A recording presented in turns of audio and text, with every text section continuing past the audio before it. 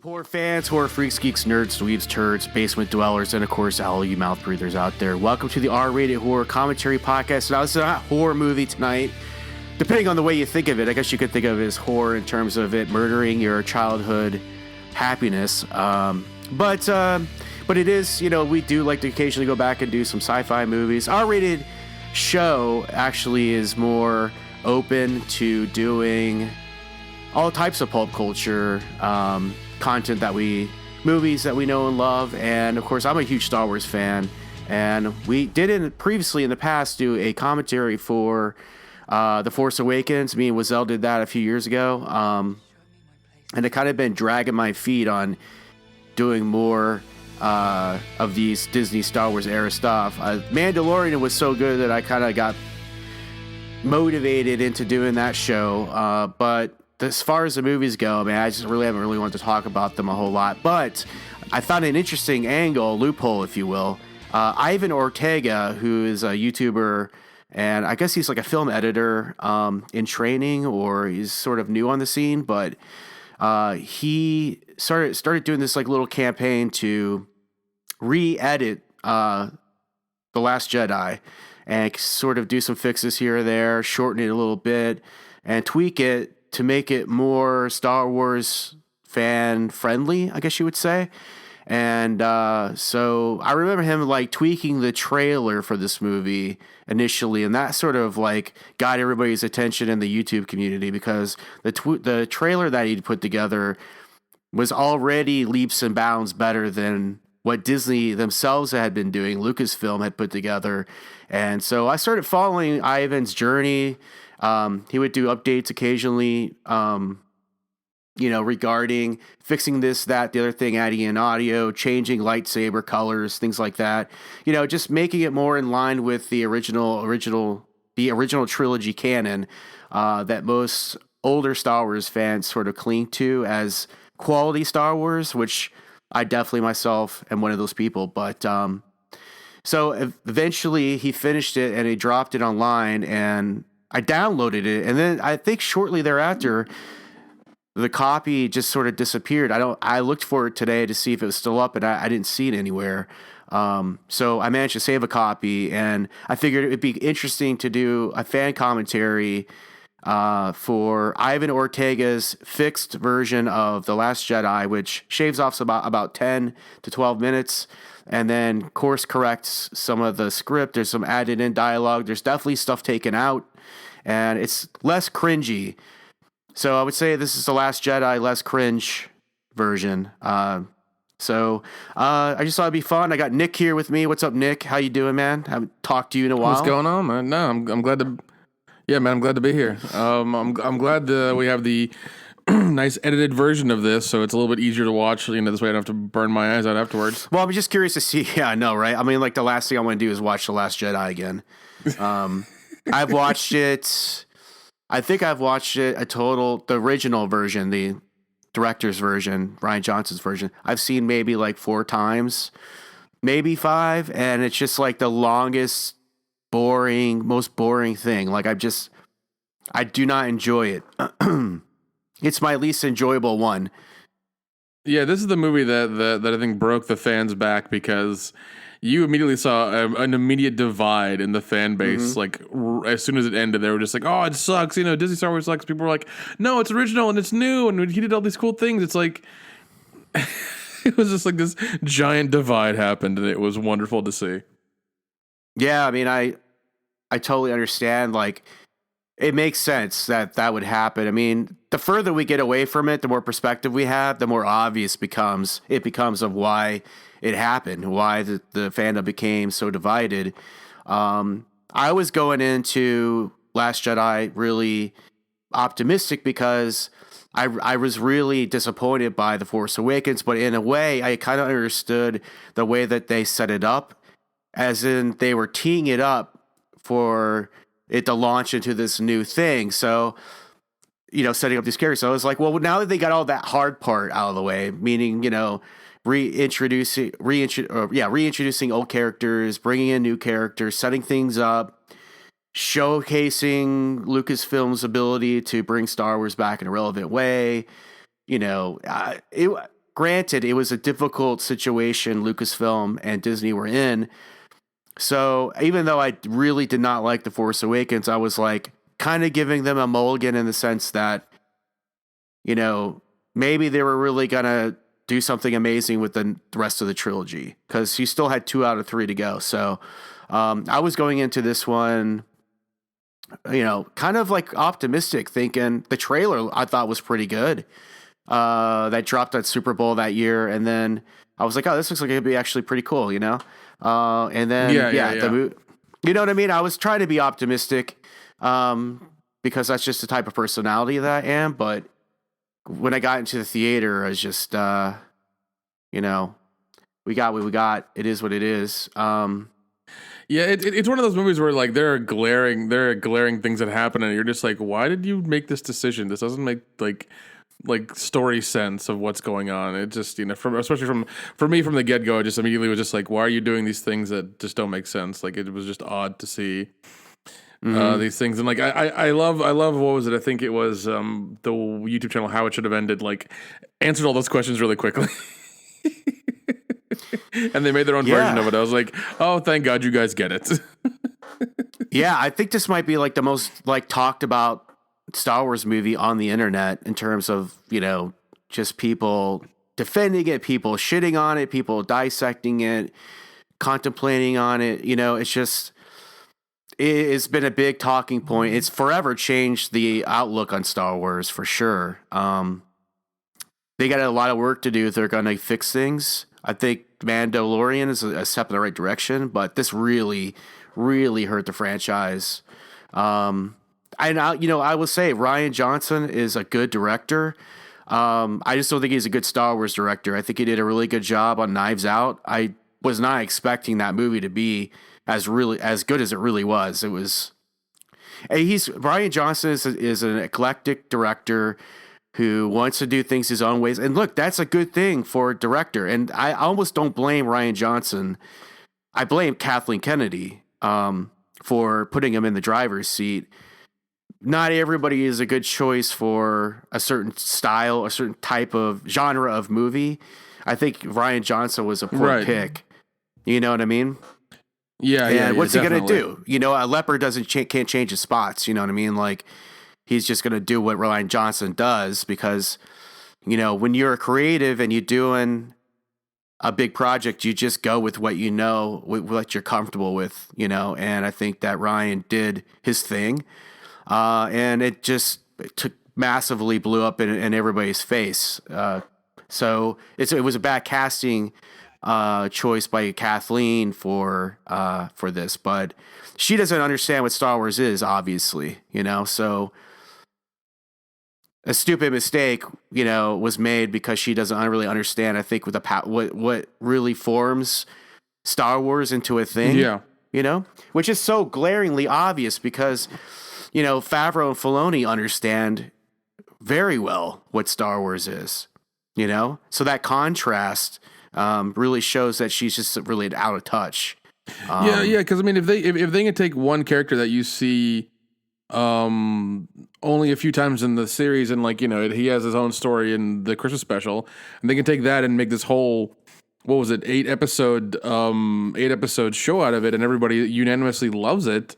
That shows that that she's obviously the problem in this. You know, she's the she's the one thing that's wrong with this whole thing, because if these guys who have control over it can make this wonderful show that everybody loves and is great and is revered, and you have, you know, the fucking Baby Yoda, you know, that went on the internet and still going.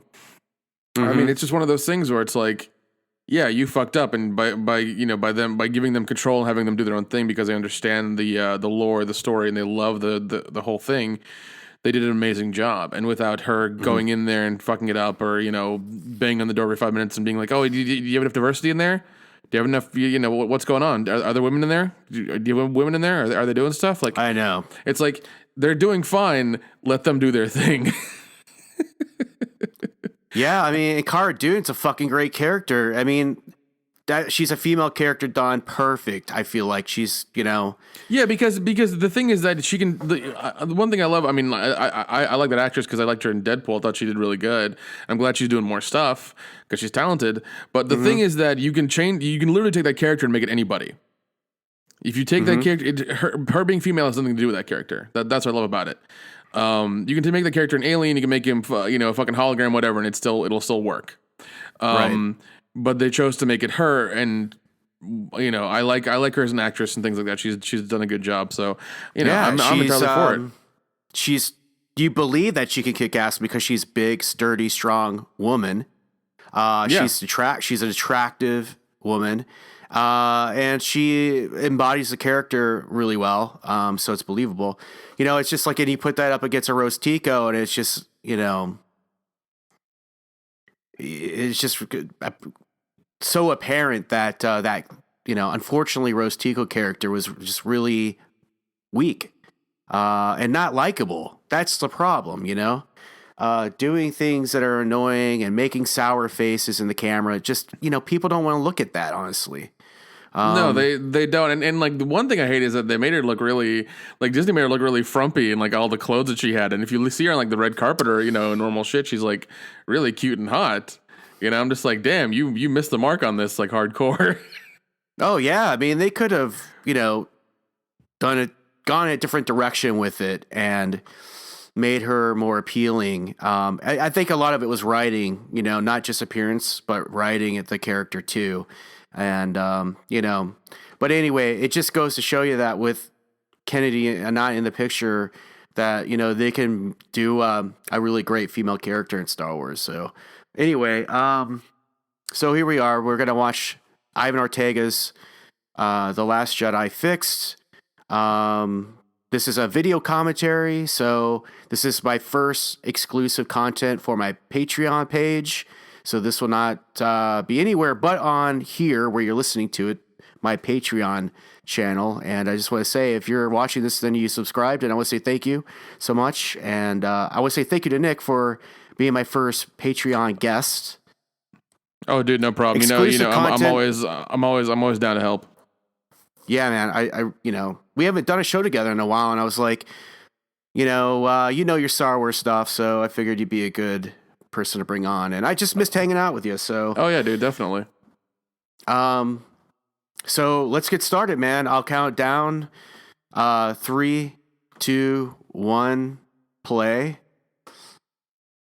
And hang on, sorry, pause it. Where you at? I'm about 6 seconds in. Like I'm just hearing the sound of the drums for Fox, I think. Okay, did you pause it? Yeah, I paused it. Okay, hit play. All right, hitting play right now. All right. I had the wrong remote in my hands. I wasn't paying attention to which remote I had. But yeah, I think that because it's not just an edit, it's not just a shortened edit. It's also he made changes. He made changes to the dialogue somewhat, and visual changes to certain props and things that happen that make this movie. It's more palatable. It's still a very flawed movie, but it's definitely 30 or 40% less cringy. So like those beats in the movie that are coming up, that you're just bracing yourself for, don't happen because he either took them out or he changed dialogue or this, that, the other thing. But which could be problematic because I know you haven't seen this before, and you probably do. You have the volume going, or oh yeah, I've got it low enough to where I can hear it and still talk to you. Like it's still there. Right on. Yeah. Yeah, we're at the crawl right now, which yeah. Oh man, jeez, that crawl. What a disappointment, right? I still remember Rise of Skywalker had the shortest crawl I've ever seen, and I was just like, what? Oh yeah. I mean, that movie's just so. Oh yeah, that's just the so worst bad. one of them all. It's almost the best one in the sense that it's such a disastrous train wreck that it's entertaining to watch as a fallacy. Oh, You know, I mean, definitely, it's, definitely. as like a misstep, like it's just like mind-boggling how retarded that movie is. When I saw Rise of Skywalker in a theater, by the last 20 minutes, I like physically felt ill. I was like nauseated. I was like, is this over yet? You know, I just couldn't Oh take God. anymore because visually it was way too much because my brain couldn't keep up with anything. It was a long Yeah, because movie. everything happening was so quick, like really, really quick. Yeah. You had to keep your eyes open, or else you were just like because if you didn't, you would And miss major like a second of something, and then you would nothing would make sense. Not like it would, but I mean, it would make less sense. and big things were happening too. It wasn't like just trivial. It wasn't just a pacing problem, but it was like something major would happen in a story. Your brain needs time to kind of compute that information and just be on to the next big puzzle piece. And so emotionally, it was draining, and then visually, it was draining. And then by the last 20 minutes, I was like, I felt like I just couldn't take anymore. I was like, God, please just end, you know? Yeah, we almost got kicked out of the theater because Dion kept yelling what as loud as he could, and I was just like, dude, I feel you, but just be quiet for now. Yeah. Yeah. By the way, Nick's on another YouTube channel called The World Class Bullshitters. I'm sure you probably already knew that, but and he's got his own channel too. Real, what is it called? Real movie product. What is it called again? Real independent productions is what we call it. Real we independent. do Yeah. a podcast every week called Scary Drunk, where we review independent horror movies. There you go. Yeah, definitely go over there and sub to both those channels. It's great stuff. But how's that channel going for you, by the way? It's good. I The mean, new one. it's more of it's. I'm not focused. I'm not really trying to. I don't know. It's one of those things I do for fun now. I'm not really like trying to stress myself out because last year I got burnt real bad because I was doing too much for WCBS, for my own channel, trying to do my own thing and do shorts and like I was doing a bunch of stuff and I got Guessing on burnt. R-rated. I got burnt hard. Yeah, dude, you were doing a ton of stuff, man. Like, I barely can do enough content to keep this thing floating year to year. I don't know how you do it. But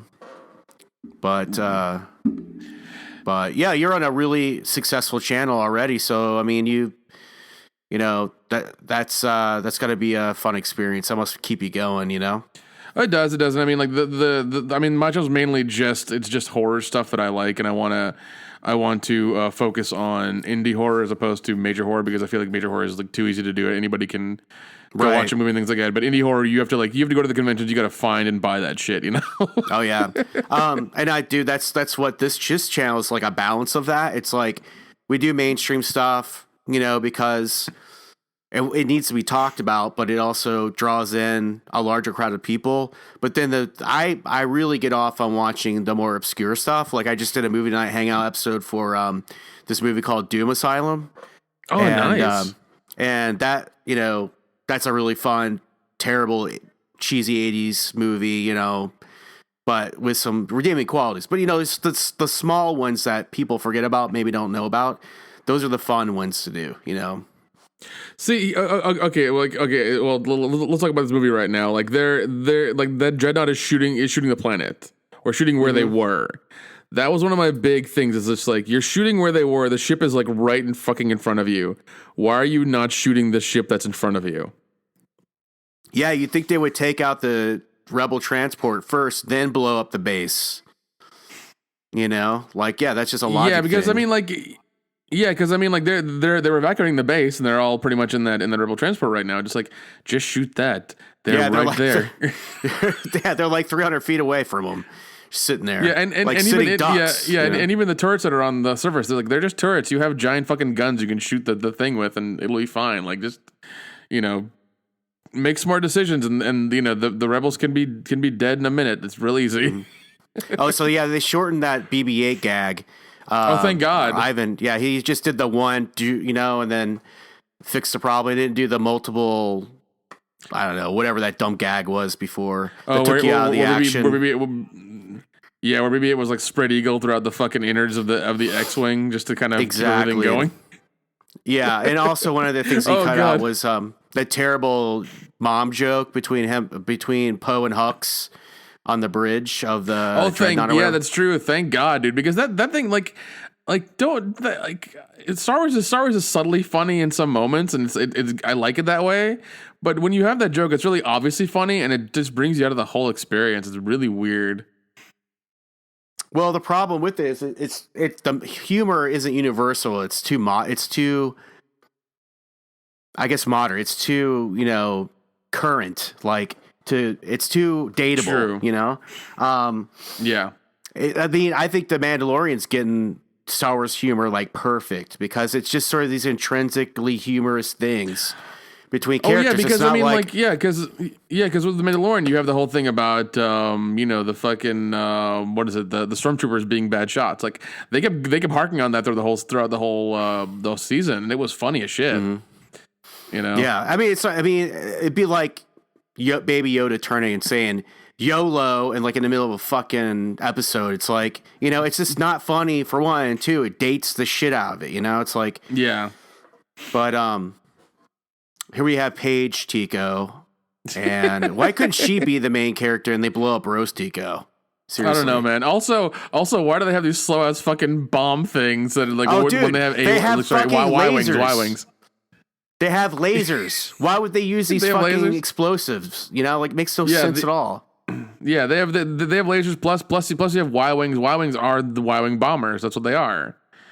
And right. to just have this slow ass thing that carries all these bombs doesn't make sense. I'm like, it's Star Wars. If it carries that many bombs, just make it faster. Nobody's gonna say it's like, oh, because it's that big it should be slower. No, if it goes real fast, nobody's gonna say shit.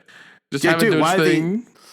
Why they need like 300 of those bombs? They mean they can't come up with like a couple really powerful bombs to drop if you're gonna be dropping anything And then they can't create any kind of shields for these bombers. Like they're just made of paper mache, Yeah, they are. Also, and Luke took down the goddamn Death Star with 2 photon torpedoes. Like, come the fuck on, Yeah, right, because right away you start getting logic problems in this movie, and it just annoys the shit out of me more and more every time I watch this movie.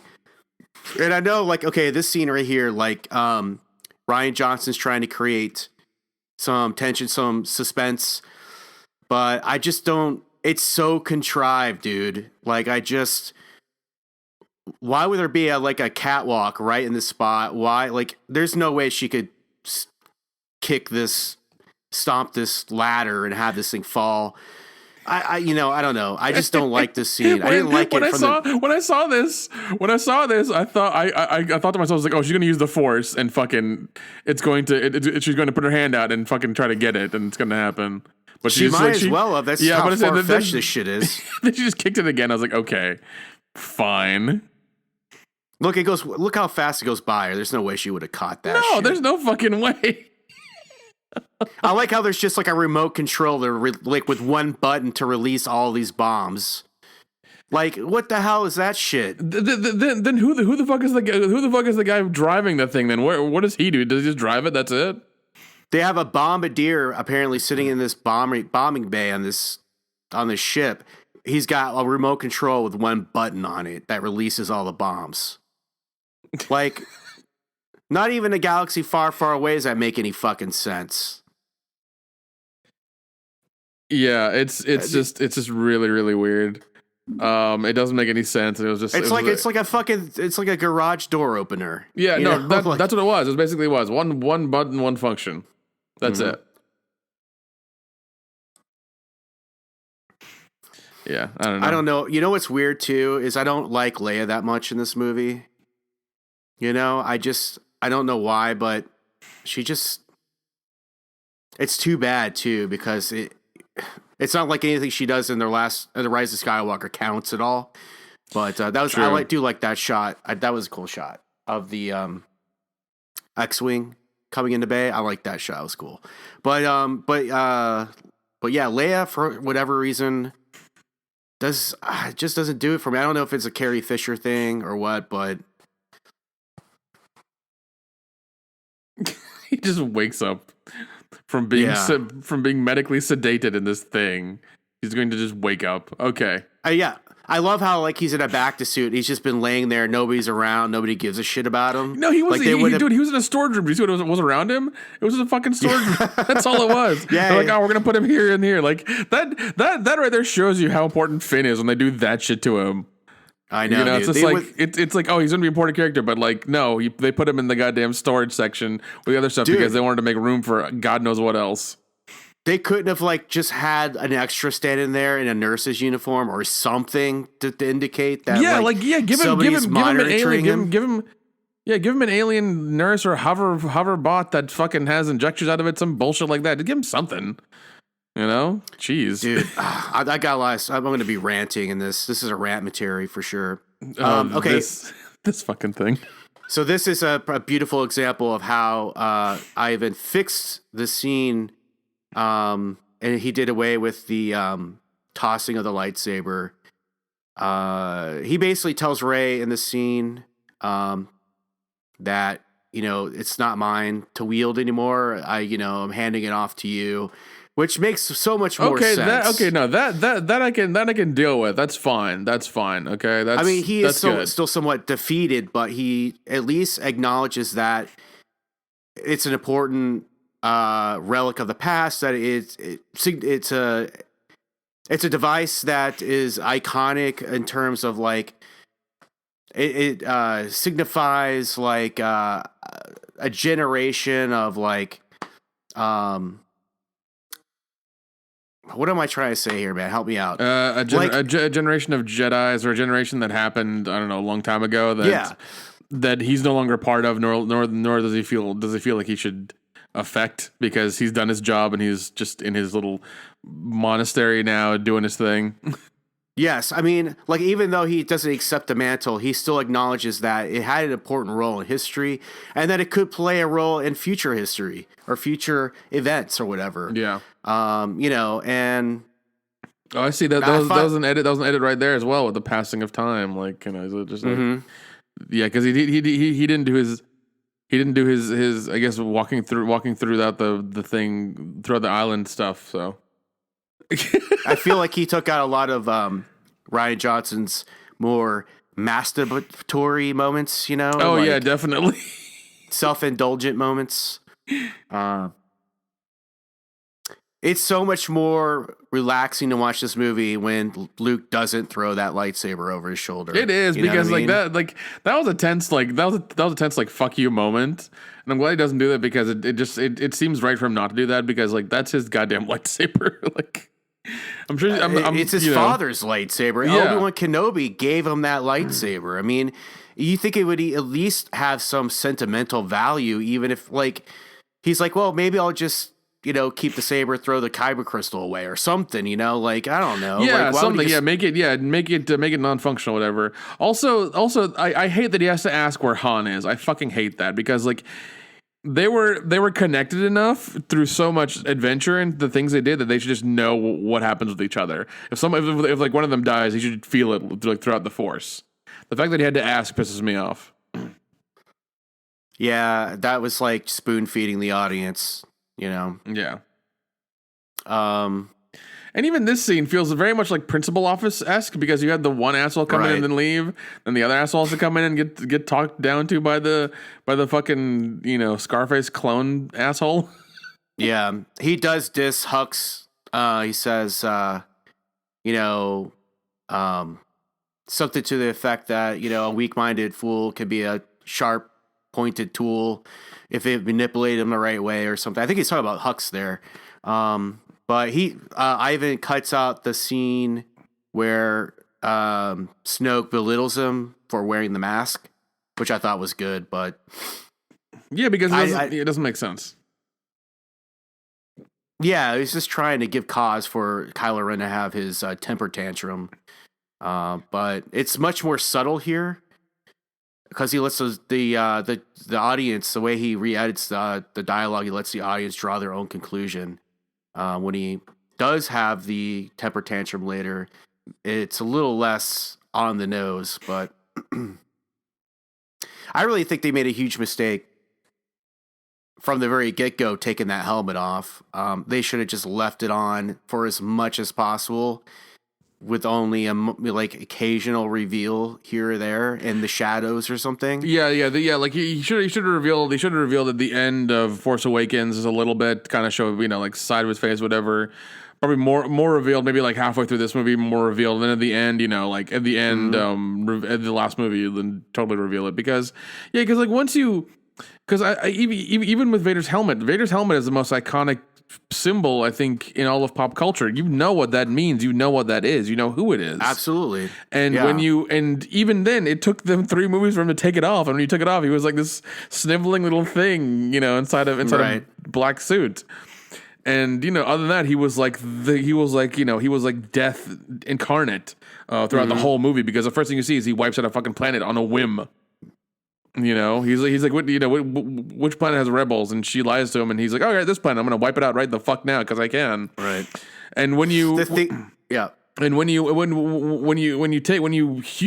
humanize the evil character or whatever in these movies, you make them too relatable, and then they become too attainable and too easy to beat, in my opinion.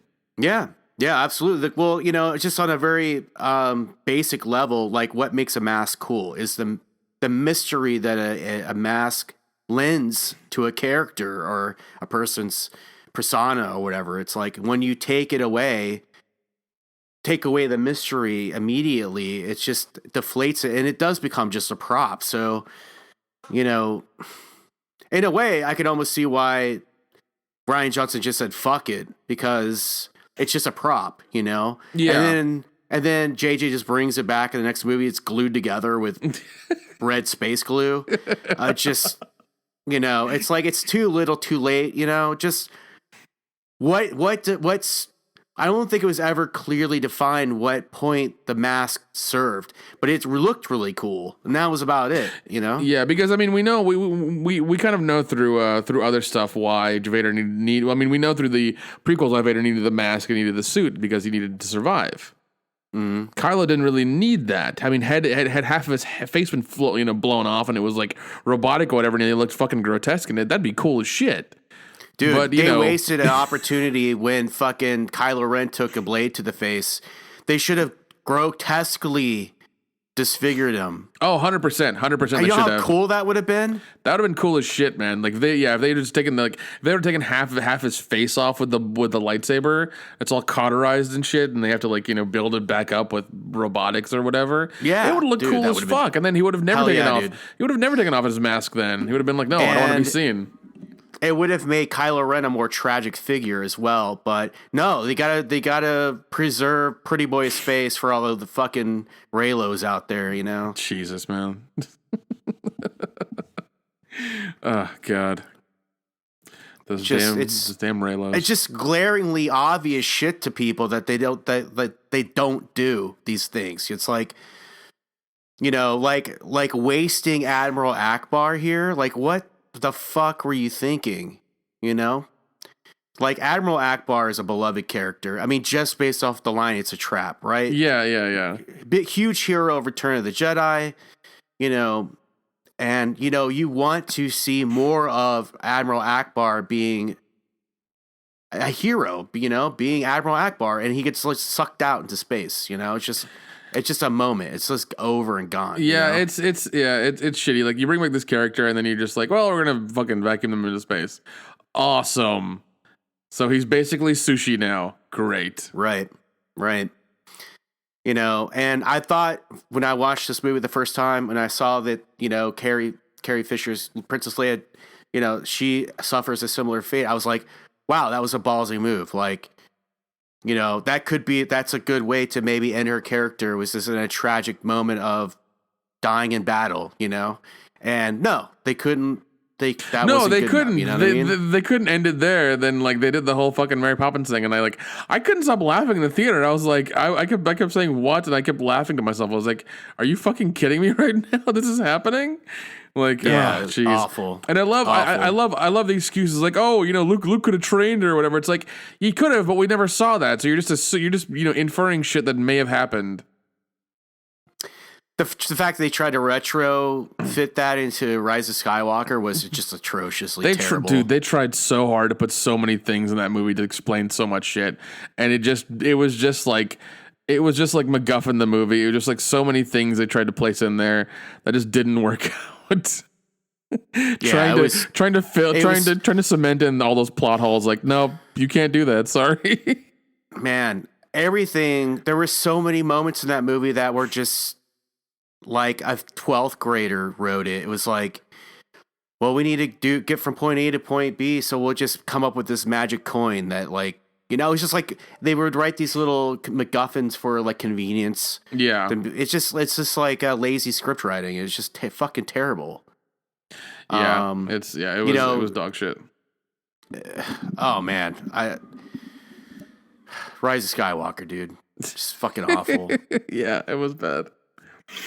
Oh man, but even this movie, like they're just taking. I mean, look, okay, so she can feel her son, like he's outside there. She feels him. She can't feel Luke for some reason because, you know, God forbid they're siblings. Well, you know, he's right outside her window and Luke's on an island, the other side of the galaxy. So, you know, that's how the Force works. Yeah, there are odd limitations to it all of a sudden. Here we go. Yeah. I was like, oh shit. I was like, if they just let her die with like, and had some like amazing John Williams music there to like really that would be awesome, home. Man. That would be awesome. And then end it with like a kick-ass funeral scene or something. Just be like, you know, Leia did all the stuff, whatever, and then have Luke not die, but he's got to be at her funeral. That'd be awesome. And then have him be at the end. Yeah. That'd be great. And I think it's not a betrayal of her character because, you know, she's put herself in harm's way the whole Star Wars saga. So, you know, it's a hero's death to die in battle like that. So, yeah, it is. Know, and it would have been like, you know, unprecedented for them to kill off a Disney quote unquote princess in a sort of violent manner like that. But it would have solved all their problems. Oh, wow. Holy shit. They have this. Drops the ring. Well, also, okay. So he cut out the flying to the door thing. Okay. Yeah. So that obviously is a moment which is good. Which is good. Yeah. I buy it. I buy it a little bit more now. It's fine. I mean, you are left wondering like how the hell did they rescue her? Because we don't get to see that, but it's still less of a kink. You know, it's still less of a chink, not a kink. A chink in the armor as a terrible moment, Mary Poppins moment like they had before, you know, where all of a sudden you have to like recontemplate like how does the Force work again? Yeah, at least with this, like, you know, like, okay, the Force is still somewhat intact, like we're fine. Chewie's just fucking useless in this movie. He is, man. Like he's just a fucking. He's a fucking. He might as well be a beanbag. He's just sitting around everywhere. Yeah, he ain't doing shit right now. Fucking soy boys making Star Wars. Well, that's Disney for you. They thought that since they bought it, they're gonna make money regardless. It's gonna have the Star Wars name on it, and this is gonna, you know, just roll in money. It's like, nope, you gotta actually make something that's actually good.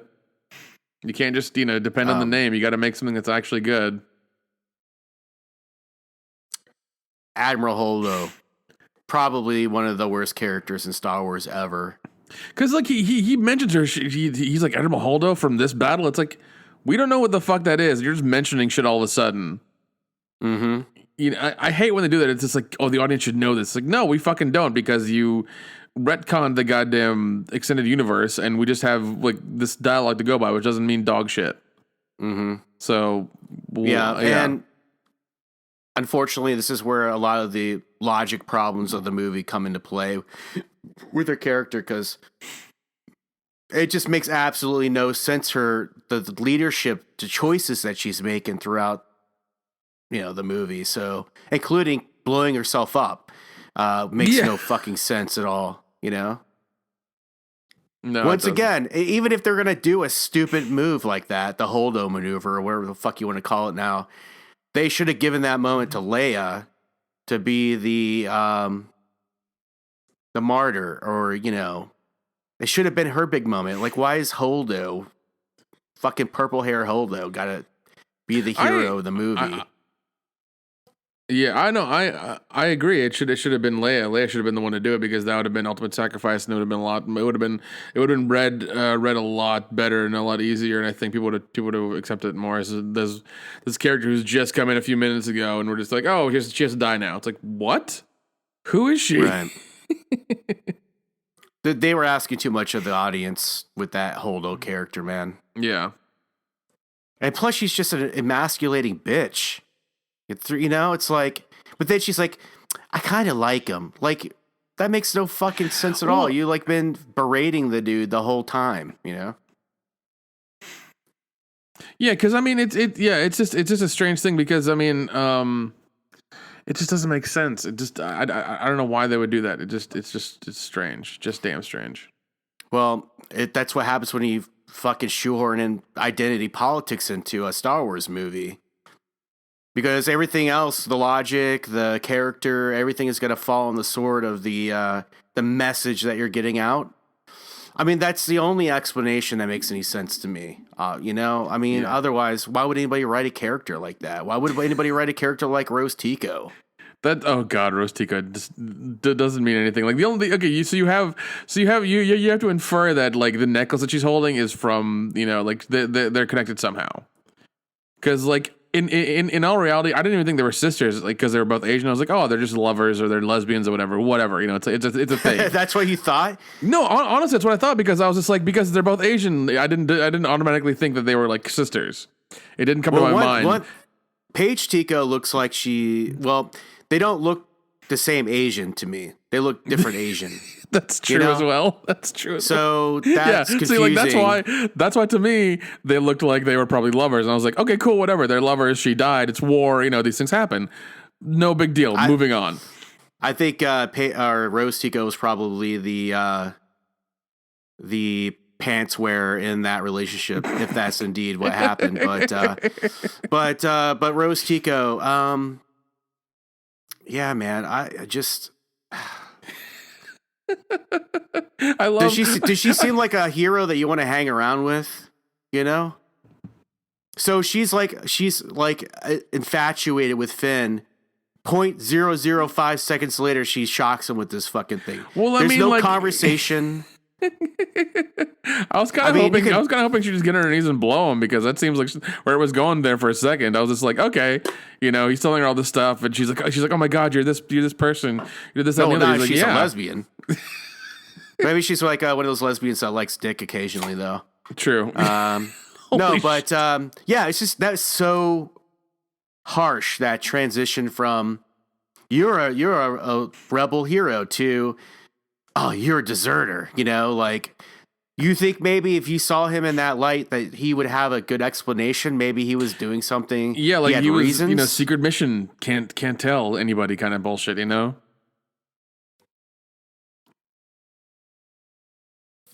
Lame.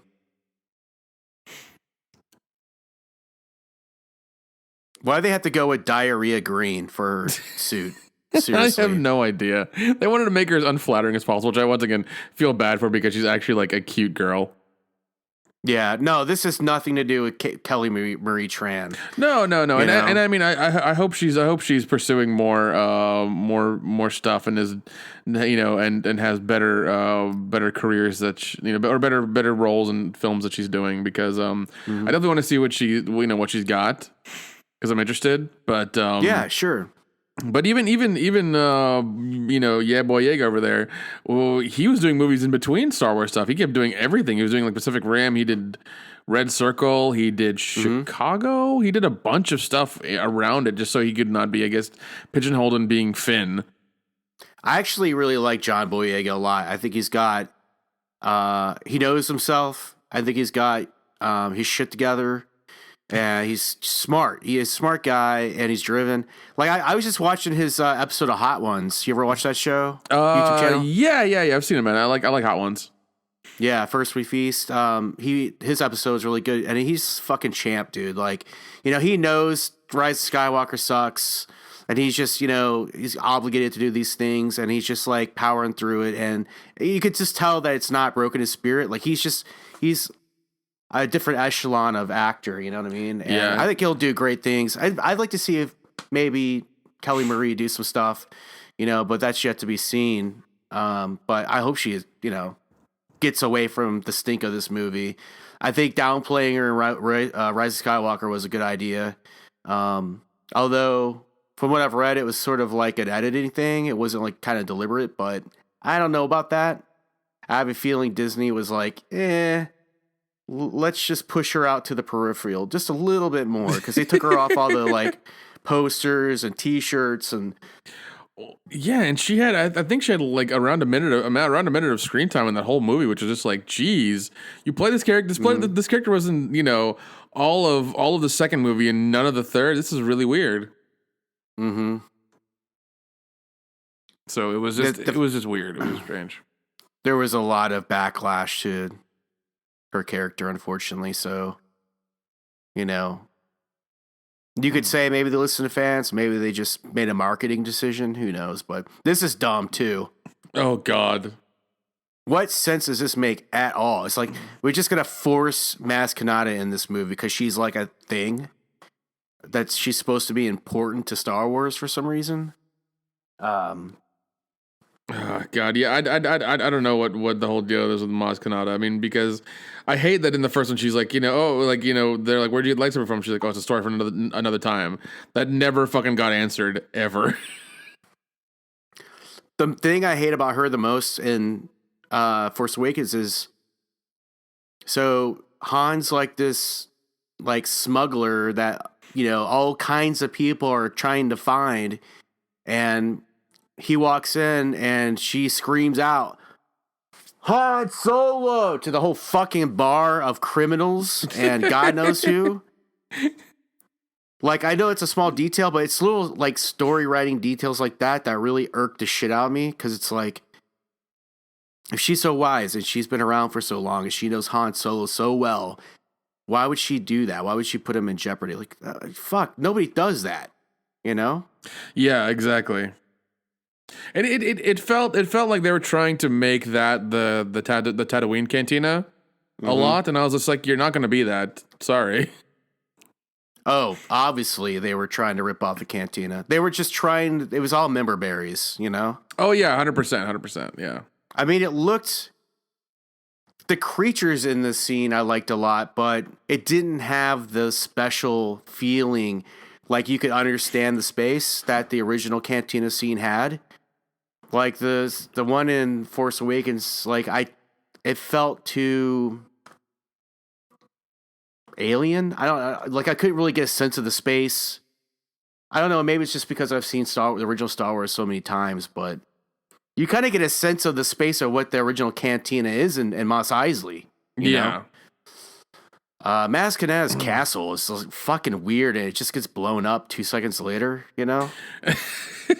Yeah, because like it seems to be some sort of stronghold for all these guys to come and drink at, but somehow it just gets fucking blown up immediately. Like, what? Okay, sure. Another thing about that set piece is, the castle gets blown up. There's like all these people in that thing. Like, where'd they all go? Are they all just buried under the rubble? Because like after that happens, the collapse of the castle, you've really only got the main cast. You've got stormtroopers, and you've got people. You got people, obviously the spaceships in the air, but you don't see any of the hundreds of other people that were populating Maz Kanata's castle 5 seconds before it got, blown up or whatever. Yeah, it's a strange, man. It really is.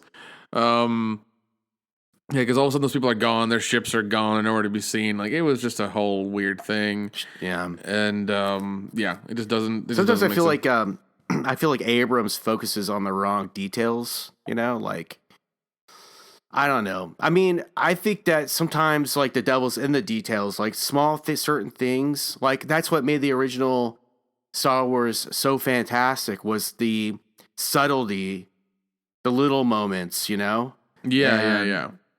Like, just the scene, like, I'm thinking the scene where they're on the moisture farm, and the Jawas are selling off the droids, and like one of them like breaks down, and he's like, "Oh, what are you trying to do? Rip me off?" Like little things like that really aren't germane to the story, the main focus of the story, but they're like, they flesh out in the crevices, like the story, to make it feel like it's believable, Yeah. things that make sense, practical things that make sense. It was one of those simple things that I feel like even that scene, like everybody's been ripped off before. You have, and you know that feeling, so you can immediately sympathize with that scene that's going on. But it works really well, and it's really subtle, and it's just good. Well, it's like little scenes like that it explains what the rules are. Yeah, you know what I mean. Mm-hmm. And they're rules that we can relate to because they're like real life reality rules that here that we experience. So I don't feel like there's a lot of that going on. Like it's like we get scenes like this where Chewbacca is like a vegan all of a sudden. You know what I mean? It's like.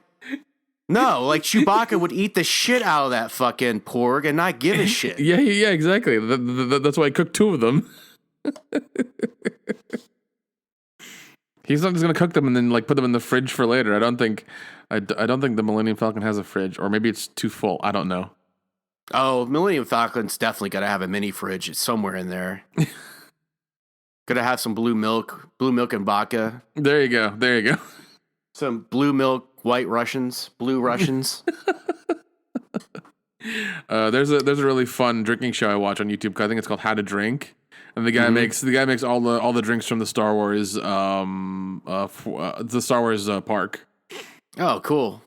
Yeah, really funny dude. Really, also he'll like talk to you in the comments and tweet back to you and everything. That like he loves his fans. He's a good dude. Cool.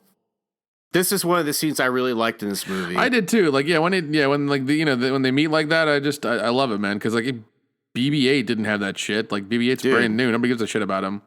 What is with them diminishing R2-D2 in these movies? Why has he been put in the corner with a fucking tarp over him? You know what I mean? Oh god, don't show R2-D2 is such a huge hologram. That's crazy. R2-D2 is such a huge part of Star Wars. I agree 100%. The fact, and like that was dog shit because like I guess it was just them trying to like bury the old people and bring up the new ones, but even then, like, right.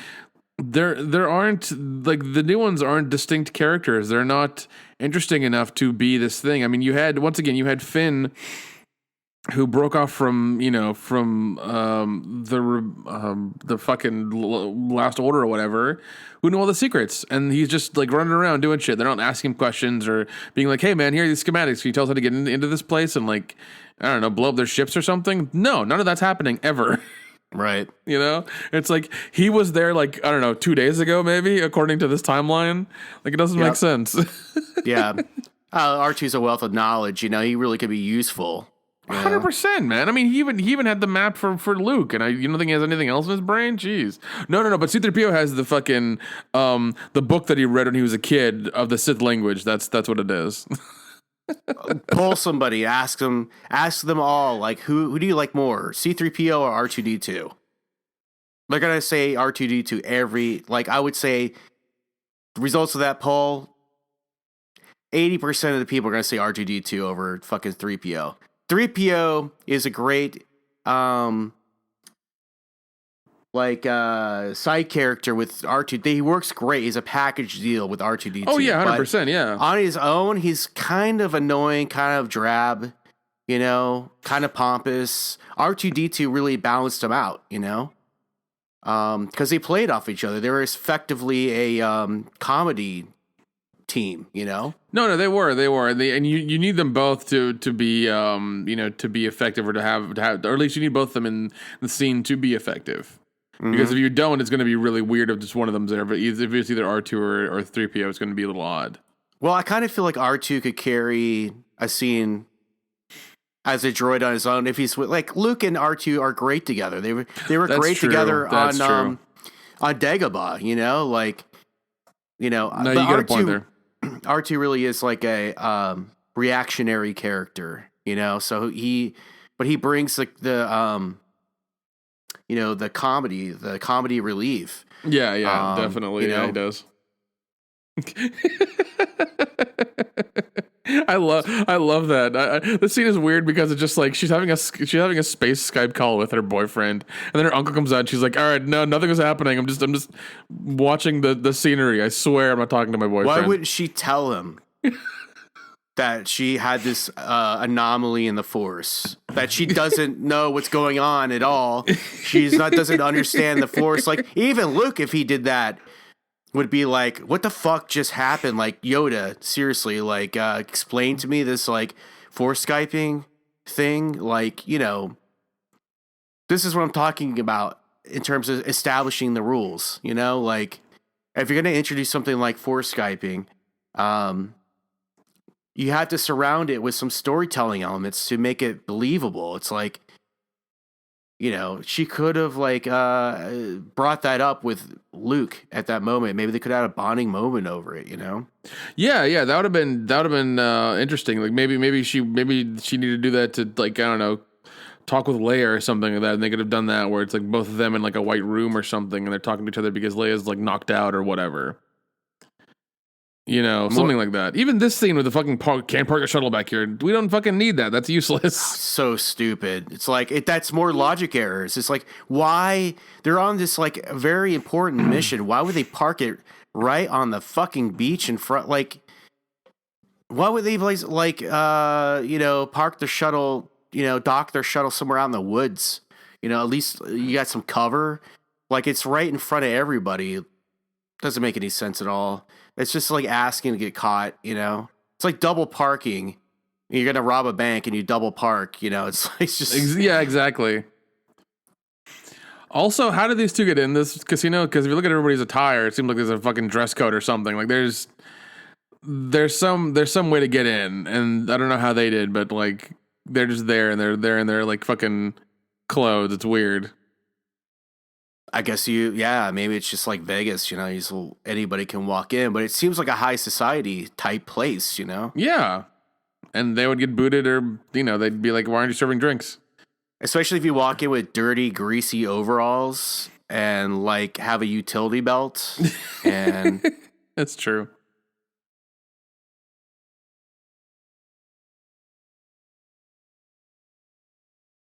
Okay, thank God she didn't go into her spiel about the goddamn space horses. Oh, God, yeah.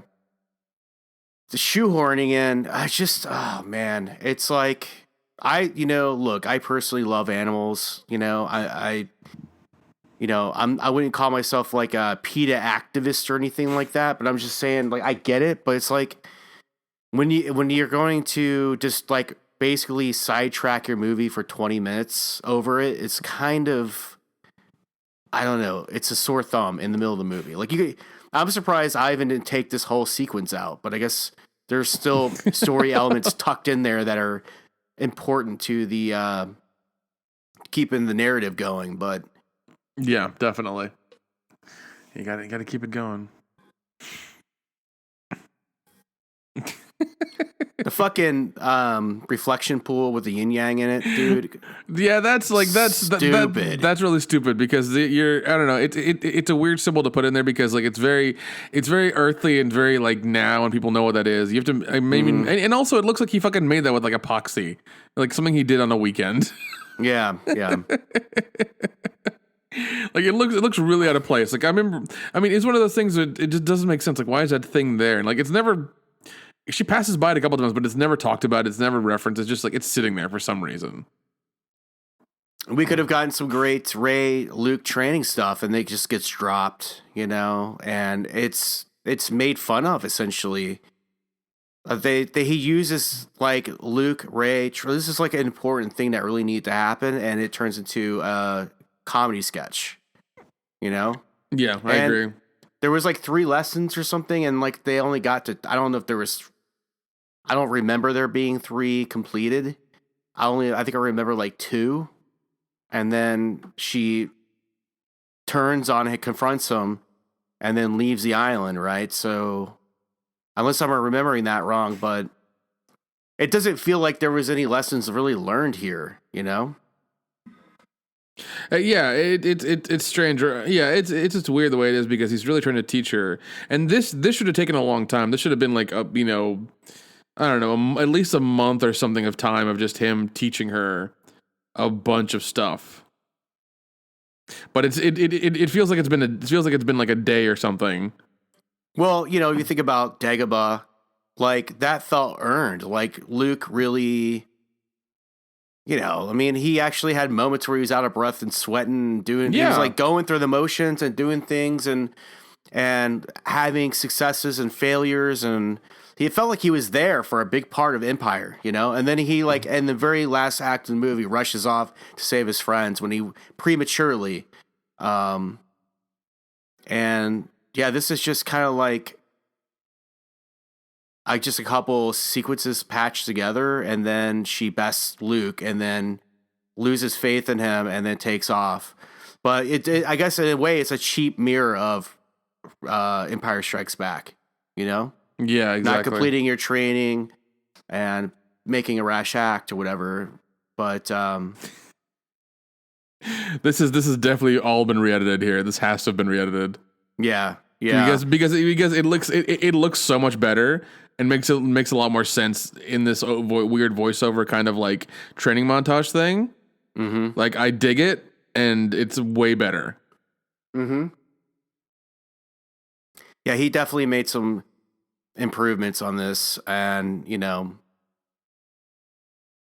I give him credit for it. I was gonna message him on Twitter to see if he could give me a list of changes he made, but I was like, there's no way he's gonna get back to me before we do this thing, and like, yeah, that's true. He's a busy dude. Yeah, for sure. But I've seen this like 2 times, so I think that everything he did definitely enhances the movie, makes it better. It's just common sense, practical shit. You know what I mean?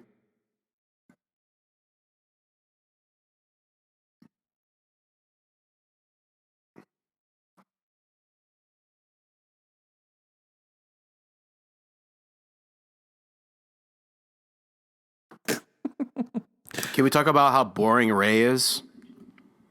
Oh yeah, dude, she's super boring, super boring. God, she's like, I don't know. She's incredibly dull, man. Like she's got no personality. She's the same person through all 3 movies. The only scene I can think of where she actually felt like a human being to me was in The Force Awakens, where Finn was confessing to her that he used to be a stormtrooper, blah blah blah, and then really that's just her just listening to him. But in the moment in the scene, I felt like that she's actually like having compassion. I felt compassion in that moment. Yeah, but I really don't feel anything else for her at all. In all of these movies, she's like, you know what Recessa Ann is? She's like this doll that people who learn like CPR. Oh yeah. I know. Yeah, that's what she reminds me of. Recessa Ann. Like she's just like this fucking mechanical puppet. Like she's just, and her face, it just seems like a blank slate to me. Like she makes a cry face. She winces a lot. She smiles occasionally with her big teeth. But I don't really feel like I know who Rey is at all. Like, I don't get it. I don't get her character in the slightest. No, and I mean like that's why I like Luke's character in the first movie, because you see he's a teenager. You can tell he's a teenager by his actions, what he says, what he wants to do, and like all this stuff, and like all kinds of growth there. Yeah, all kinds of growth there. Then he sees his aunt and uncle's dead carcasses in the fucking at the farm. Mm-hmm. And there's emotion there, and he's like, fuck it, let's go, let's get off the goddamn planet, let's do this. Right. So he goes with Obi-Wan, goes to the cantina, finds these guys, and gets off the fucking planet, so. But I mean, you see that he's forced to grow. He has to grow up there. Mm-hmm. He's not going to stay back because they're looking for him or they're looking for R2. So they have to leave. He has to do this. Yeah, I mean, Luke's character was great. There was 3 acts to his character, and if you don't count these performances, I don't think that he was bad. I don't think that Mark Hamill was bad in these movies, but he really. Oh, this is a deleted scene. This has to be. Yeah, it probably is, man. Yeah, because this never happened in the movie. So this is definitely a deleted scene.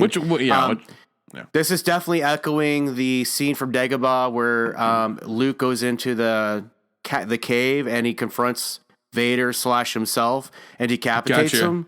This is what that I think was supposed to echo, because it's like, rushing off to confront evil, but you don't understand. You're not looking at all the angles. You're not considering everything. You're like, you're acting on emotion essentially. And I think, it works better with this scene because it shows Rey making mistakes and being weak and being naive, Yeah, because he's totally messing with her and seeing what she does. Mm-hmm. Would have been awesome if she slaughtered all these people like Anakin did, and I guess that was Attack of the Clones. Yeah, people.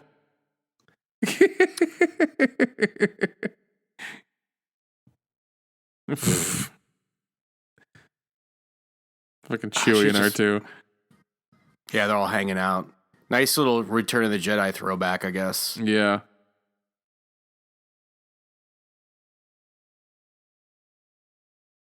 Yeah, they delete the good shit, leave the terrible shit. This was actually a good scene. This is actually a really, really good scene, because he's totally fucking with her in an educational way. It's like, listen, you need to calm down. You need to calm the fuck down and breathe whenever shit goes down. You can't just rushing with emotion, or else you're gonna kill somebody, maybe yourself. It's about restraint, Yeah. Like you think about Obi-Wan Kenobi, and Obi-Wan was a master of his own emotions. I mean, when Anakin turned, shit, he handled that like a fucking pro, But but the performance from Ewan McGregor was that was probably one of the best moments of that third part of that prequel trilogy, was him dealing with realizing that his best friend, and his Padawan had essentially fallen to the dark side, and just losing that, Yeah, but he handled it. He did what he had to do, Yeah, because he was losing his best friend, his brother, and things like that. But he still did what he had to do, and it sucked. But had to be done. Like the scene where he dismembers him. He's got the high ground, which logically flawed as well, but. He cuts off his other arm and his two legs, and but that line delivery is, you were the chosen one. You were supposed to, I don't know, vanquish the Sith, not leave it in darkness or something like that. Yeah, exactly. But, it really felt like that was, that had some real emotional weight to it. I don't think we ever get a moment like that in these movies. And that's a prequel moment, I guess that's what the Holdo maneuver was supposed to be, but I didn't give a shit. I was glad to see her die, honestly. Yeah, because she's a character you bring in at some point. She has no significant thing. She has no significance to the story. She's just there as a placeholder because Leia's down for the count, and exactly. Then you're supposed to feel something for her and try to sympathize with her. No, you can't, because you know nothing about her. It's really too bad, because I like Laura Dern a lot. She's a great actress, and she is, and had a great career, Yeah, and even Poe talks about some battle she was in, just to the other person, and you don't even know what the hell that means. You don't know what battle it is. You don't know what it boils down to. You don't know what it is, and it's just like, okay, sure, whatever. So I guess we're supposed to use our imagination in the middle of this shit fest of a movie. Create a backstory for ourselves, Yeah. Yeah,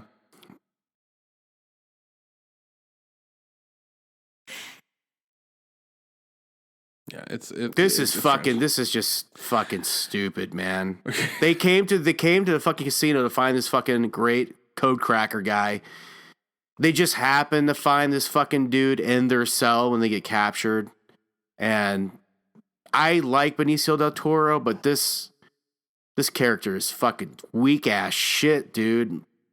It is because this is such a MacGuffin thing. It's like, oh, we need this thing, and here it is. It's like, no, fuck you. I don't remember Star Wars movies being that lazy, like the original trilogy. They're not. You're like, okay, now the characters are in a cell or captured. What are we going to do? How are they going to get out? Are they going to, are they going to pick the lock? Are they going to blast their way out somehow? Or, some weird turn of bureaucracy gets them out? No. We just have the guy in the cell already in there, He'll be eccentric, so nobody will notice, It's just too easy, man. Well, yeah, and it's really fucking dumb because you had BB-8. They showed him BB-8 like a minute ago, and they did this whole dumb misdirection thing. Where like, oh, BB-8's gonna help him out. He's gonna stun the guards and like open up the fucking lock or something. No, then they meet the guy, the code breaker. It's like, oh, fuck, really? Happened to be in the same cell. Happened to be a master code breaker. Happened to have it. Why would he even be laying in the cell if he had the key to get out in the first fucking place? Exactly. If he had the key to get out, then he should have just like fucking left a few minutes ago or something, or left when the guards were turned around, or I don't know, something like that. But it doesn't make sense. Dude, Benicio del Toro's character's name is DJ. Jesus. And when I first heard that, I was like, that's just gotta be like either a false rumor, a false leak, or like a working name or something. Why would they name him DJ? You can't come up with anything more. What is he, fucking spin records, scratch records? What the hell, dude? You couldn't have like in all of Star Wars universe, you can't come up with like a fucking weird fucking alien name. No, you couldn't. You just couldn't. Just DJ. That's what you got. Yeah, that's some lame ass writing, dude. There's this. Fucking broad shoulders, Kylo Ren, fucking topless, shirtless Kylo. Oh my god, this is so weird. They couldn't even given like fucking Adam Driver some fucking chest pubes or something to man him up a little bit. I mean, Jesus. Yeah, because like I agree with that. It's just like, come on, man. Like give the dude some fucking hair. Like this is weird. Fuck. I mean, Harrison Ford at least had a tan. You know what I mean? That's true. He's shirtless in all kinds of Indiana Jones movies and shit, like fucking Temple of Doom, man. Fucking, the dude looked like like a fucking a man's physique. This guy is just like pasty white dough, Fucking look like he just.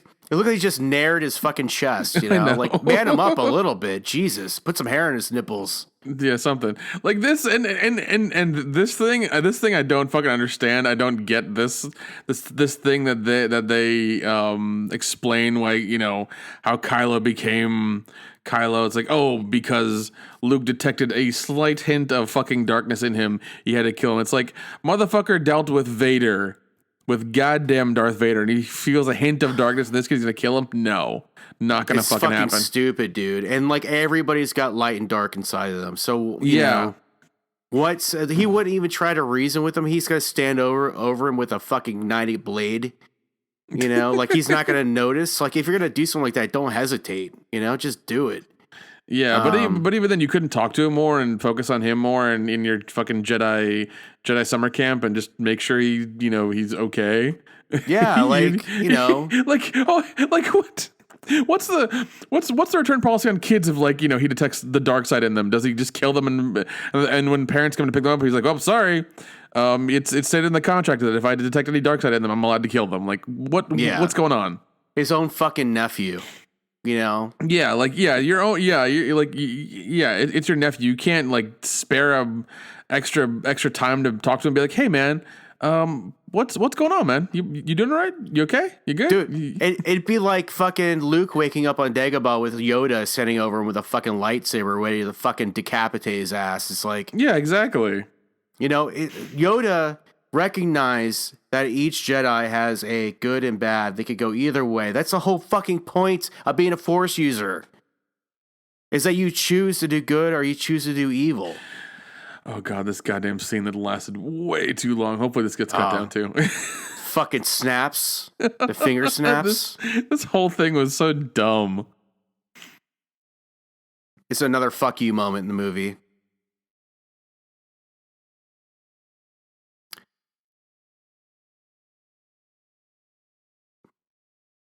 Yeah, this is a movie. I mean, a moment in the movie that fucking brings the pacing to a slow halt. You know.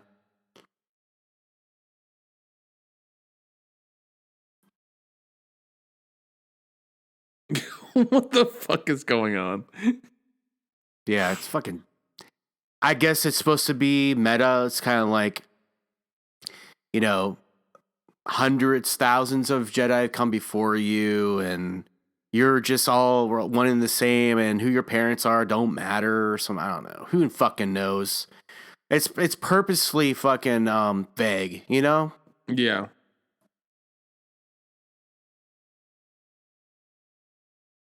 Why wasn't it Palpatine when she touched the glass when it was revealed?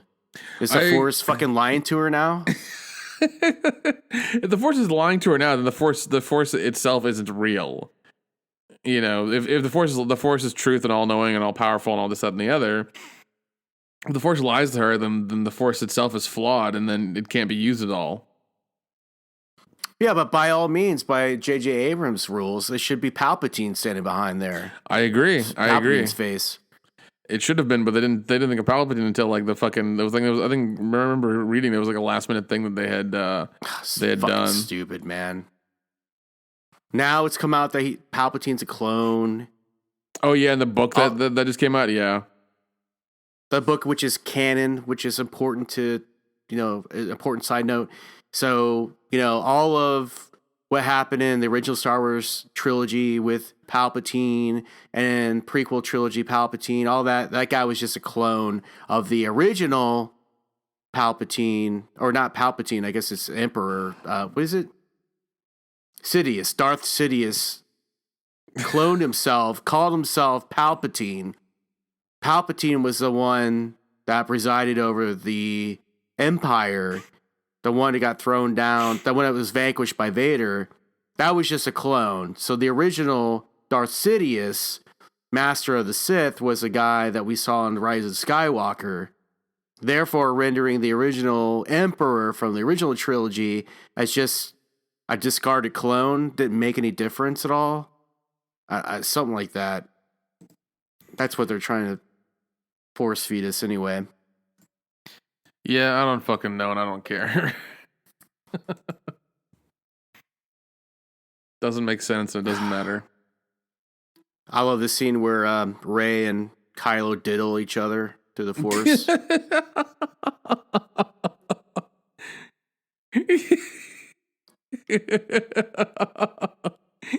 And her uncle totally catches them doing stuff together, and he's like, "What are you doing? Aren't old enough to do that." Yeah, a little family molestation going on, because technically they're related somehow. So Kylo is related to Luke, related to Leia, related to Han Solo, related to Anakin, who was conceived by the Emperor, and then Rey is the offspring of the Emperor as well. So technically, they're brother and sister, right? Correct. Or, well, if Anakin was conceived by the Emperor and he's 2 generations removed, so then they would be like cousins, maybe, or something. I don't know. Fucking stupid, man. You lost me a long time ago. I just kind of like, huh? Okay, sure, whatever. And you figured out the family lineage of the Skywalker clan. Fucking boneheaded, man. People sat in a story room and figured this shit out and said, "Yeah, let's go with that." Scene too. This is a deleted scene as well. This has to be. Yeah, it is. Somewhat unfinished effects, I feel like. That is a trailer shot. Yeah. So what I think I'm trying to do here is give some meaning behind why Luke did what he did by showing visions of the future of these really terrible events, bleak things happening. You know, seeing but he does a good job though. Like I get it. It makes sense. Yeah. It's really good. Yeah, because it shows us, the downfall of Ben to Kylo, and Luke wanting to stop the process of Vader starting all over again by nipping it in the bud, which is still a horrible thing to do without any probing to at least see if there's the good could win over the bad. But no, he just decides to murder his ass, but at least he tries to validate it somehow. But so I think what was happening there in this scene, Luke's trying to explain to Rey the reason why he did what he did. And so we had the flashbacks there and the re-editing to try to tie it all together in this scene, which I think works good, Yeah, no, it does. I mean, he brought in some deleted scenes and stuff like that, and it made sense. It made good sense.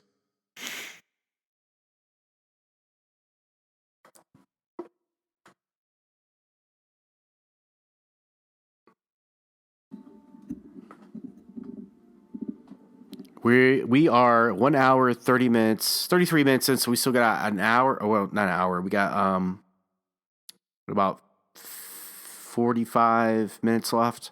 It's not too bad. That's not bad. Not bad. What do you think of this Yoda stuff, man? He didn't need to be there. Obi-Wan should have been there instead of Yoda. I would have loved that. Do a fucking, I don't know, scan of Alec Guinness or whatever. Get him in there. Why Yoda? Yoda felt too childish and too weird to be there. Mm-hmm. It just didn't make sense. I didn't like it. It felt very, very, very like Jim Henson-esque puppet stuff. I was like, why is he there? Like, get somebody else. Like please give me. I mean, even get Ewan McGregor to be a younger Obi-Wan. That's fine. But having Yoda there is weird. And I understand Yoda's all powerful and he's, one of those powerful Jedi, this, that, and the other. But it's just strange. It would have had to have been older. It would have had to been Alec Guinness Obi-Wan because that's what Luke would have remembered. Yeah. But you could have, I don't know. If you're going to do like a Force Ghost version, it probably wouldn't be Uncanny Valley as bad. But you could have done that, True, yeah. And you could have used very minimal dialogue because, Obi-Wan, old Ben, he didn't really use a lot of dialogue anyway, I feel like. No, he wasn't. He was he was very direct and short. Dude, talk about Yoda for a minute. I'll be right back. Yeah, this Yoda looks like the puppet that they found in the in Empire. It just doesn't feel right. It just doesn't look right. It's strange. There's a hand up his ass, I think, and it's just weird.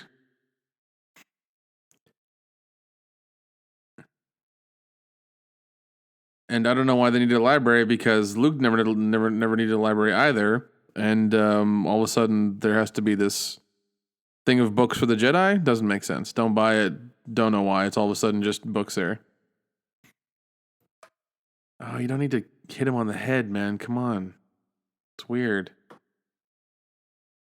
and then you set it on fire? I don't know what's going on with this.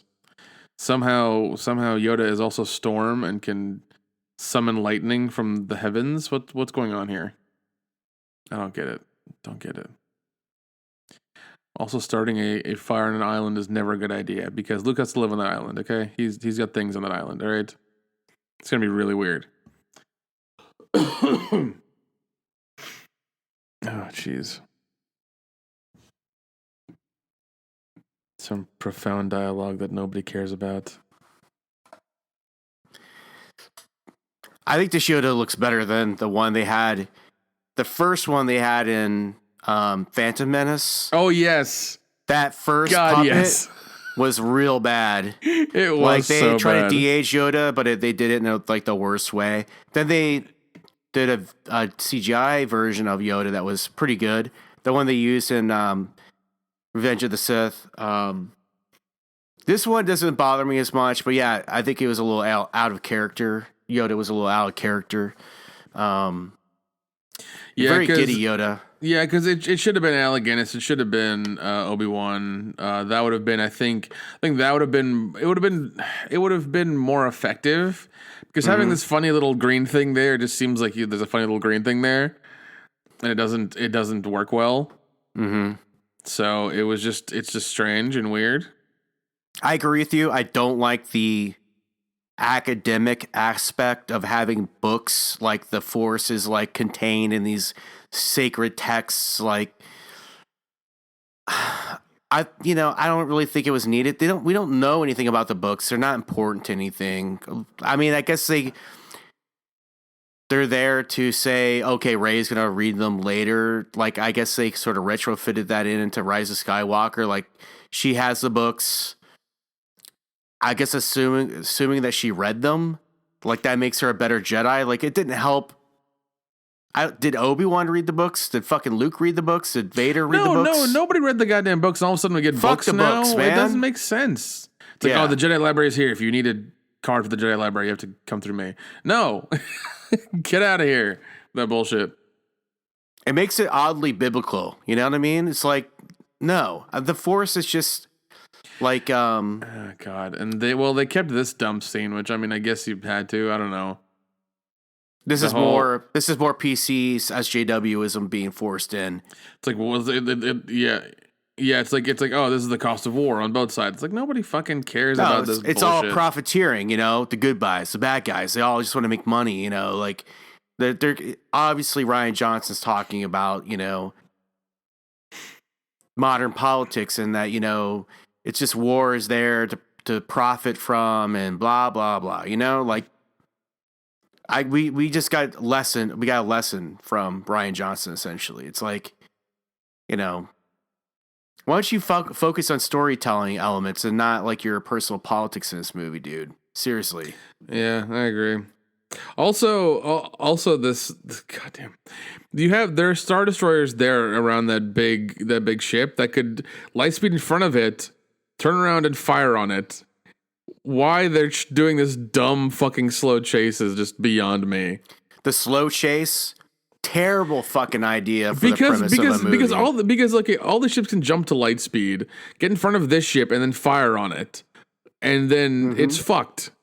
It's entirely fucked. It's not very exciting either. No, it's not exciting at all. It isn't. I mean, I don't get why there's this like slow this whole slow thing of like, oh, we're just gonna wait the ships in our range and then we're gonna fire on it. It's just, really, this is the story you want to tell. Jeez.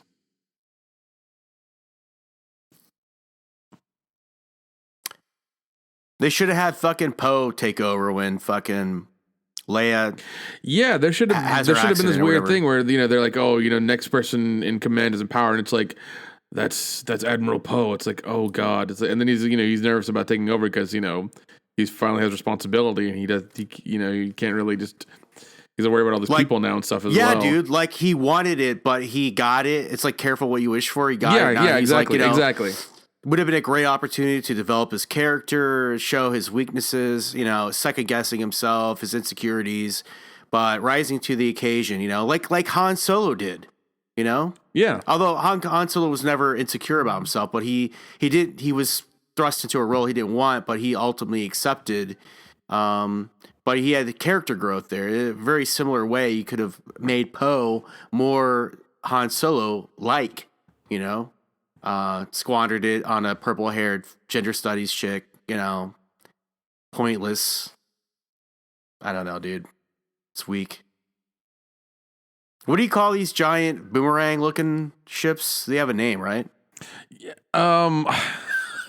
He said at the beginning. I think it's, what is it? I forget what the hell it was called, man. He said at the beginning. I forgot. But it just didn't. Yeah, that, I don't know. Once again, like the small star destroyers around that ship can light speed in front of the fucking other ship and turn around and fire on it. So this whole goddamn chasing thing is just retarded.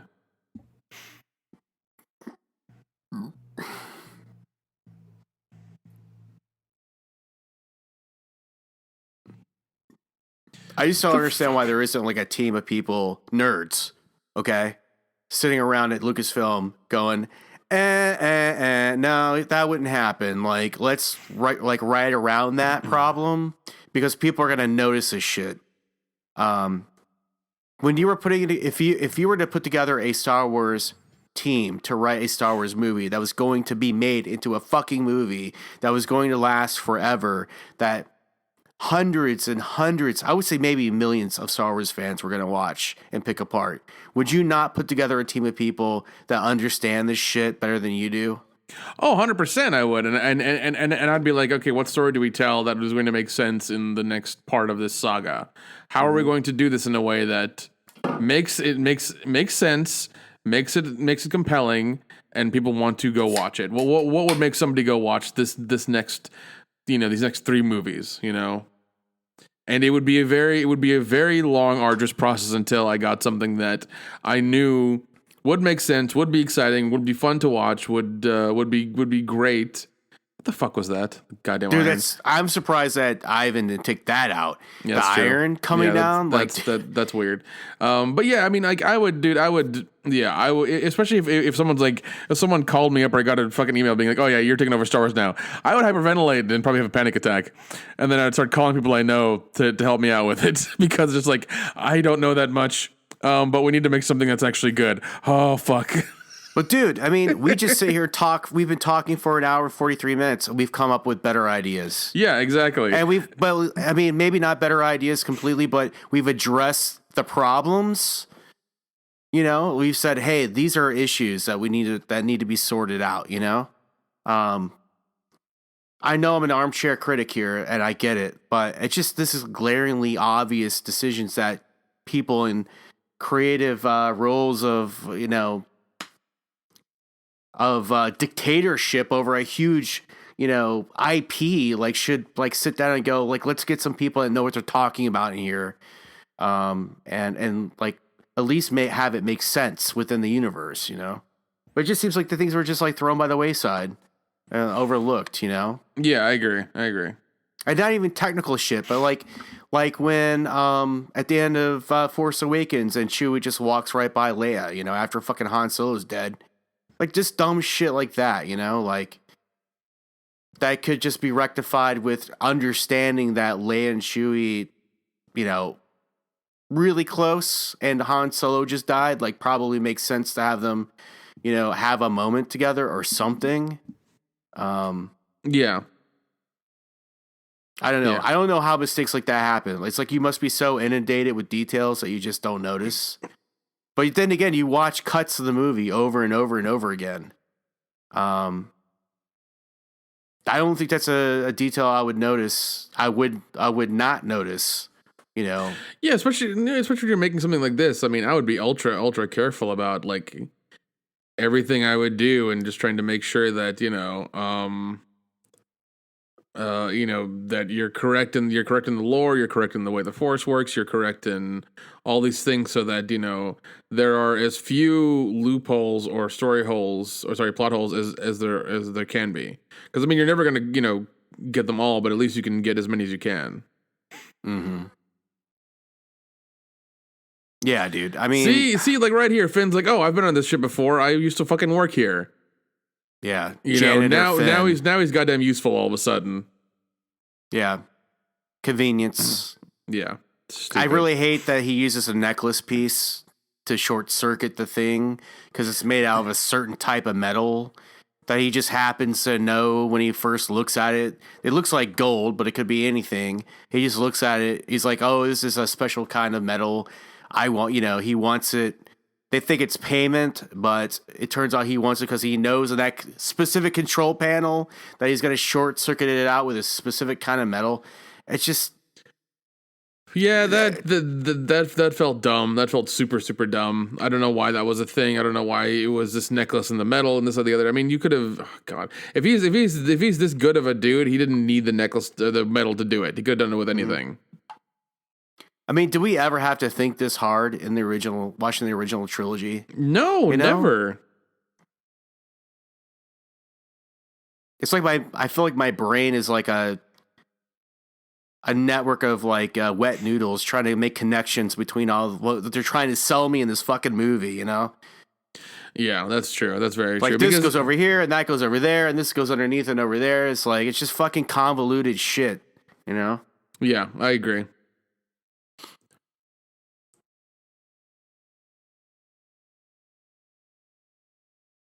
I mean, this movie looks really good. It looks really good. I'll give it that. I think that the aesthetic of Rogue One is more in line with, like, you know, how these Star Wars movies should look. It's maybe a little too glossy. I think Rogue One was a little bit more gritty, which I think feels better for a Star Wars movie. But this movie is at least easy to look at. It's just the storytelling's so bad. Yeah, it is. It's just really, really bad. It doesn't make sense, and there's a lot of holes and everything in there. So, yeah, it's weird. What a fucking waste Captain Phasma was, man. Yeah. What the hell happened there? I don't fucking know. What happened even if you watch the death, what is it? It's a deleted scene for this movie. The death that happens, the alternative death scene for her in this movie is way fucking more epic than the one that they have. Yeah, I don't recall watching that. I didn't see the special features because I never bought it on Blu-ray. Yeah, so I don't know what happens in the alternate death. I think it's more of a fight than just him like throwing her over. Like, there's more of a fight, and he actually like shoots her, and there's more dialogue and there's a little bit more meaning to it than just like the quick death she gets in this movie. This one, I think he smashes her in the face. The face, you get a little reveal, and then the ground falls away. That's what it is. That's what it is. Yeah, but in the alternative one, like there's a lot of like jumping around and stuff like that, and they're actually like fighting. It's a little bit more epic. I gotcha. But yeah, she could have been so awesome if she had a better role in this movie, but she's just an ornament on a Christmas tree. I agree. If she was like Snoke's right hand or something, or left hand or whatever, I mean, it would have been great. But just having her show up here and there, and whenever it's convenient, is really weird. Like, why is she there? What's the purpose of this character? Well, they never explain how she got out of the trash compactor, right? No, they never did. Does she even address that? I don't. No, she doesn't. It's just that it just happened. She's just an action figure. That's all she is. Yep. She's a toy. She's supposed to sell toys, which nobody bought, so. Dude, this shit just drives me crazy. Like, just all this. Like, all three of these movies. It's just awful, dude. Yeah, they're not good, and they're supposed to, like, there's no bigger meaning to them. They couldn't do them correctly. It was just really, really bad. Like, huge mistake, Snoke. First of all, I hate the name Snoke, but if you're gonna make Snoke into a villain, and he's not a villain. He's a placeholder. Yeah, he's definitely that. He's just a puppet, right? So. But we don't know that for 2 movies. So we're like, who's Snoke? Why is he so important? Oh, he's not important. He's just a puppet because Palpatine really is Snoke. Look, see? There's Palpatine in these pickle jars over here. It's just unbelievably lazy and retarded. It's just don't you understand that it hurts the other movies that came before this one to do that? It's just you're ruining the story that came before your own by making it by defeating it. You're self-defeating, essentially. Yeah, exactly. But I mean, if you're gonna commit to a character like Snoke, you got to take it all the way to the end. You can't just go, "Oh, he wasn't the real villain. This is the villain now." I think it's one of those things where like they didn't think three movies ahead. They just kept thinking of the single movie next that's coming up, and they never thought of them all like together. They're like, all right, we'll write the first one, and then that'll influence the second one, and then that'll influence the third one. It's like, no, write them all together. That's an established fact. I think they openly admit to that. Yeah, like write them all together and get your shit together before you even start making like part 1. That dude. Oh my God. Like, day 1, you sit down at the table with everybody, the writers. You're like, what do we want to do? Yeah. Get up early in the morning, get your coffee, get your lox and bagels, and fucking get your whiteboard out and your marker and start drawing shit. Yeah, I mean, even if you're like, okay, George Lucas out of the picture completely. All right, fine. Okay, what are we going to do? First thing I would have written down, Han, Luke, Leia all together in the same scene. How are we going to make that happen? Second thing I would have done is outlined a story for the whole fucking trilogy. You know? Like, have your fucking ducks in a row. Know what you're going to do. You know, it just makes sense. It's there's too many moving parts in these types of movies to not do that. Yeah, I agree.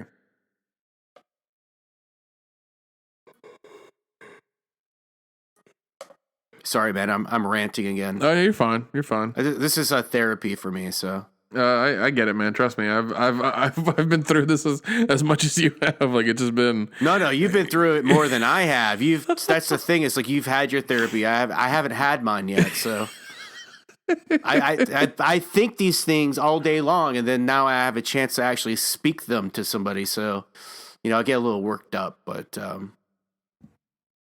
it's all for a good cause. Yeah.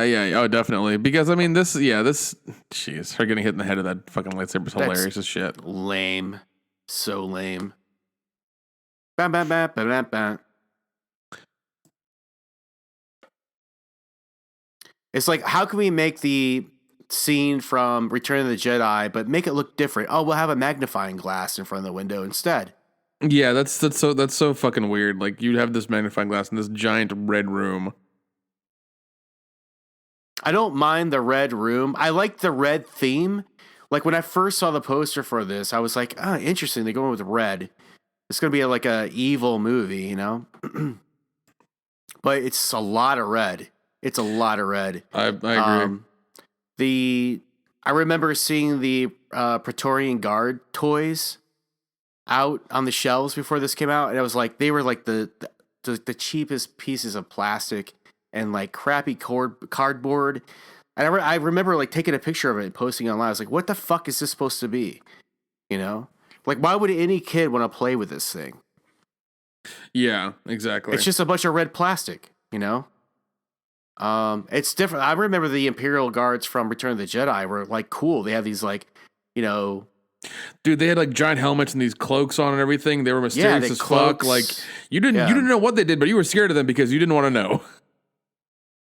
Well, you wanted them because they were elite security for the Emperor. So, if you want to have set up, you have your Emperor with his fucking cane over here. You got fucking Vader with his saber over here, and you got a couple Imperial Guards. Man, you got a fucking Return of the Jedi set piece going on. So you wanted those.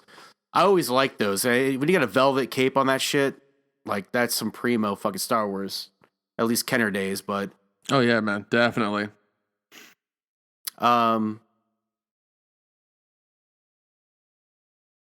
do you think of Snoke's death, man? Like, it was such dog shit. It was such dog shit that he couldn't detect like him doing this. I was like, what the fuck is wrong with you? They're setting up rules and then breaking their own rules. Because like you couldn't you're supposed to be this all powerful Jedi. I mean, this all powerful Sith master or whatever, but you can't fucking detect him like using little bits of the Force around you in this room. Like, what the hell's wrong with you?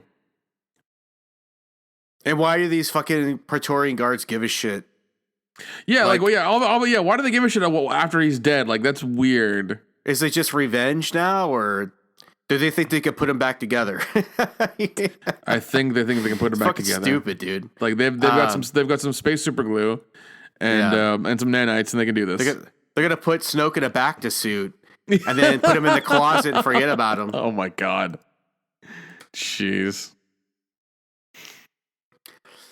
Have you seen the analyzing videos of this like fight scene? Yeah, I have. It's cringy, man, because it's just like things disappear, things reappear. Like it's fucking weird.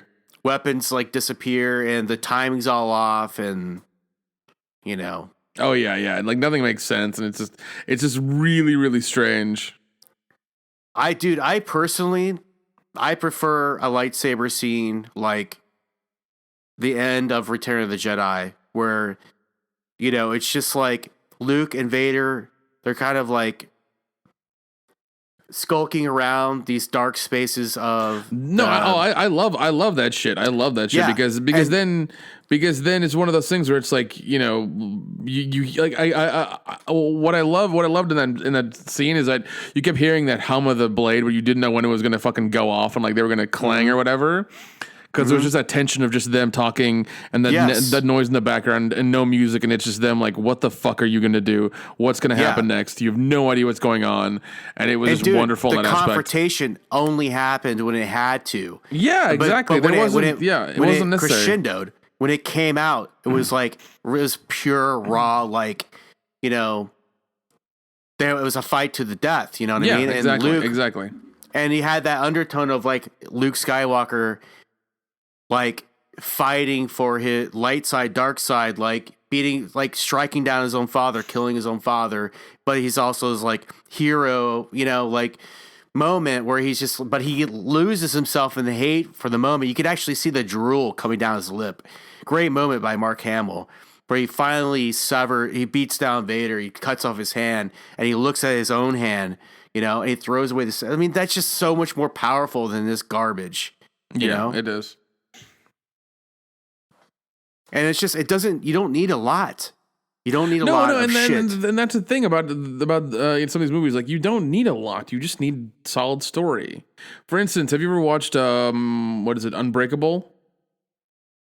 M. Night Shyamalan? Yeah. Yeah, okay. Great movie. I've seen it. You've seen it? Yeah. Yeah, no effects in that movie. There's no CG, there's no special effects, there's no nothing.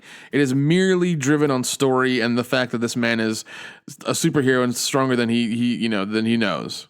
Mm-hmm. But there are no effects in that movie if you look at it.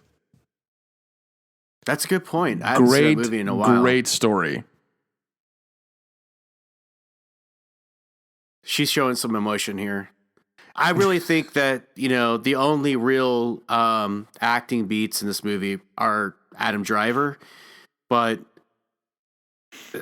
Kylo Ren is still so flawed that it's hard to even like him, but he at least keeps a heartbeat going in this movie. He does, man. I guess does a little something. Well, I feel bad because Oscar Isaac is actually a really good fucking actor, and they gave him such dog shit to work with. You know, it's like they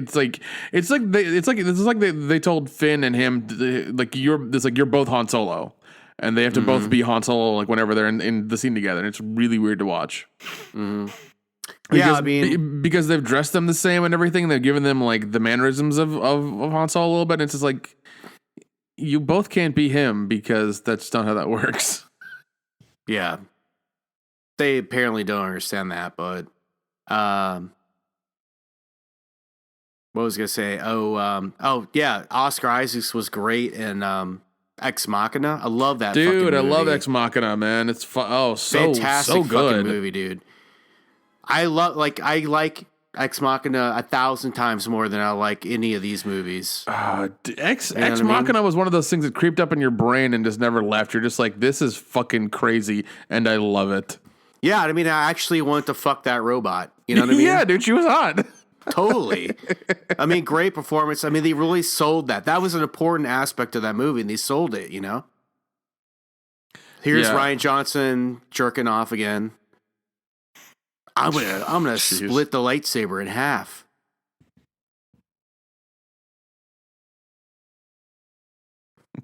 And somehow the explosion of the kyber crystal. Oh, there we go. through the ship. Through all the other ships. This is an Ivan a new narrative here.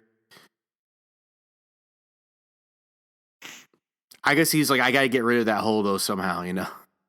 Yeah, because you didn't see her say shit. She just went for it, I guess. So yeah. Yeah, dude, Oscar Isaacs, man. Oh, he was in Drive as well. Shit. He's done a lot of really good stuff. Yeah, I mean, he really is. Yeah, he's great. Yeah, I think he's won a couple of big awards. Hopefully he has, because he fucking deserves it. That man is amazing. And you know, Domhnall Gleeson's a great actor too. Also Ex Machina. He just got a shitty role in these movies, but Hux? Yeah, he Rise of Skywalker. He's like, I'm the spy.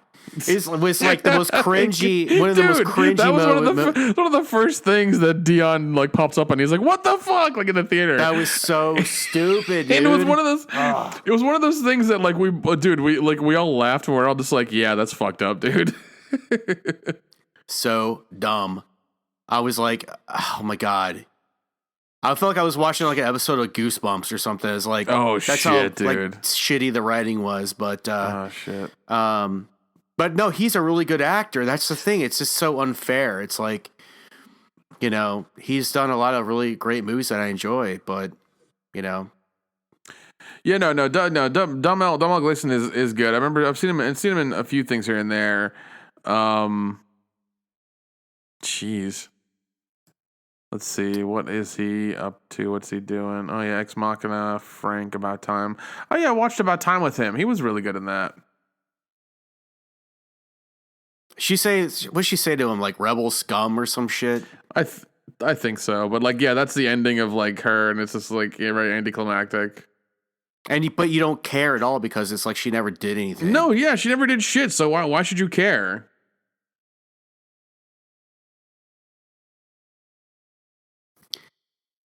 Fucking Ad Walker. Come on, man. Oh, jeez. How could that thing even work with like 2/3 of it missing? It's Star Wars. Who the fuck knows?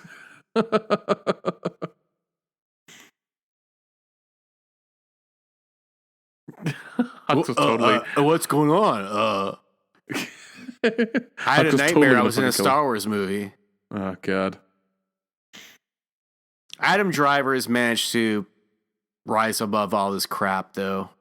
You know what I mean? Like, he got some serious accolades for Marriage Story, and he seems to have some integrity. I think he probably regrets getting involved with this shit. You know.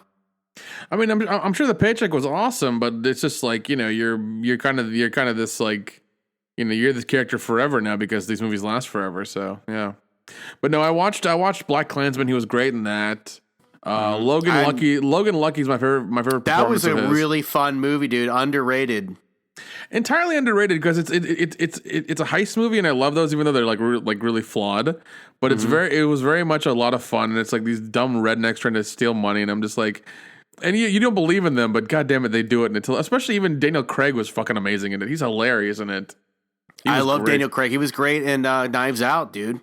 Oh yeah, dude, he was good in Knives Out, man. He was wonderful in Knives Out. Yeah, I've heard it's getting a sequel, or they're doing a part 2, or they're doing like another thing for it. So yeah, I'd check it out. I think I would probably go to the theater to see it this time.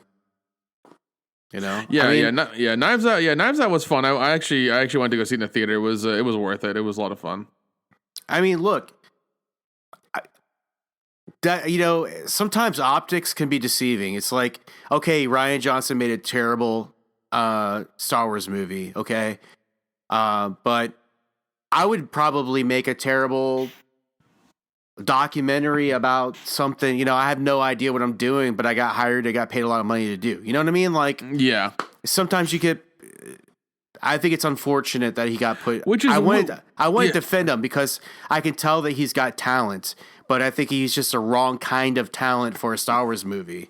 You know? No, definitely. That was the case. And if you look at his previous movies, like how he got Star Wars is ridiculous. It's out of his wheelhouse.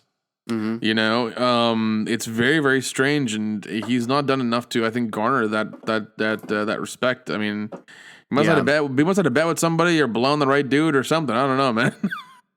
I think that Kathleen Kennedy was like, for probably quite a while, searching out young talent that were up and coming, who could deliver the goods for a reasonable price, but also she could control. That's my guess. That's what it was. No, that's what it was. You're right. You know?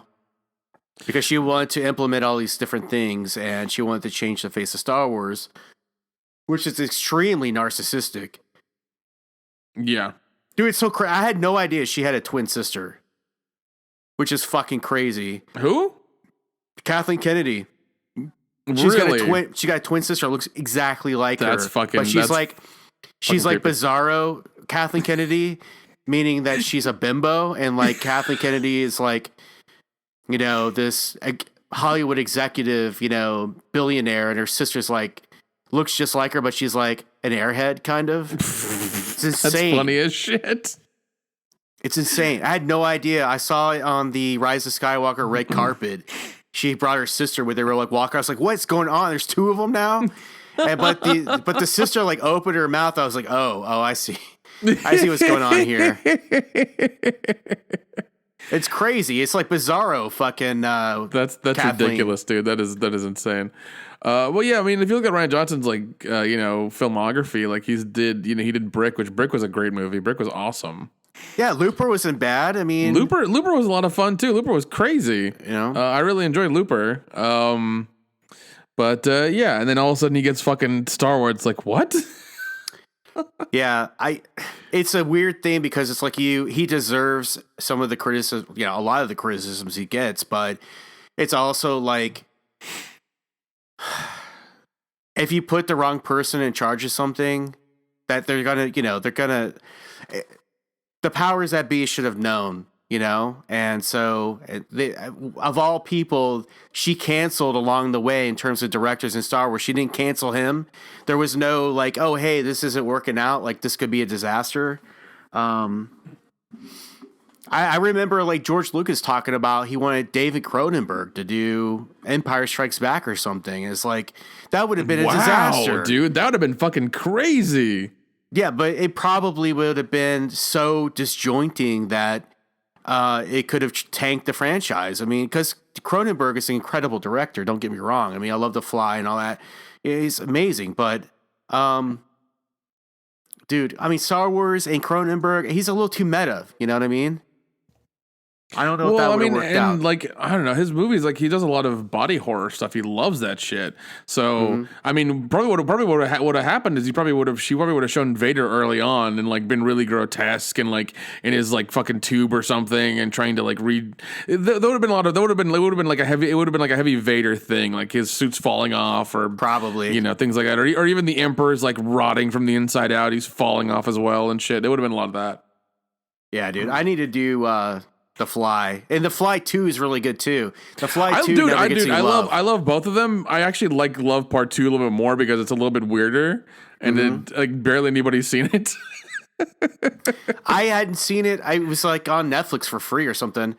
Oh, nice. I'd never seen it, and I was like, oh shit, like Eric Stoltz is in this, like yeah, and dude, it's an '80s movie. Like, how did I never hear about this? Oh yeah, dude, it's solid, dude. It's a lot of fun, man. It's crazy. A good movie. It's good. It got buried in time. It got forgotten, but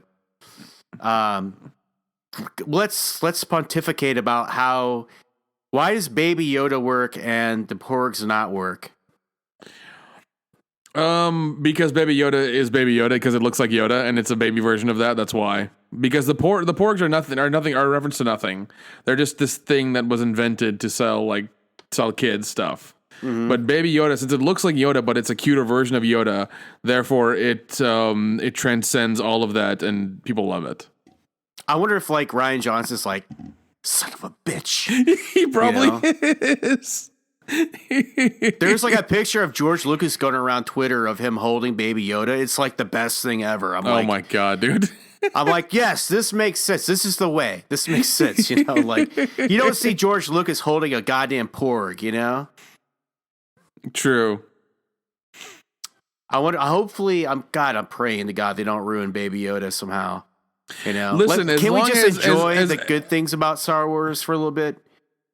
As long as Favreau and what's his name, I forget, Filoni are in charge of Mandalorian, we'll be okay. I think we'll be okay. As long as they're doing that, we should be okay. As soon as they leave, be worried. Oh, they ain't leaving that golden goose anytime soon.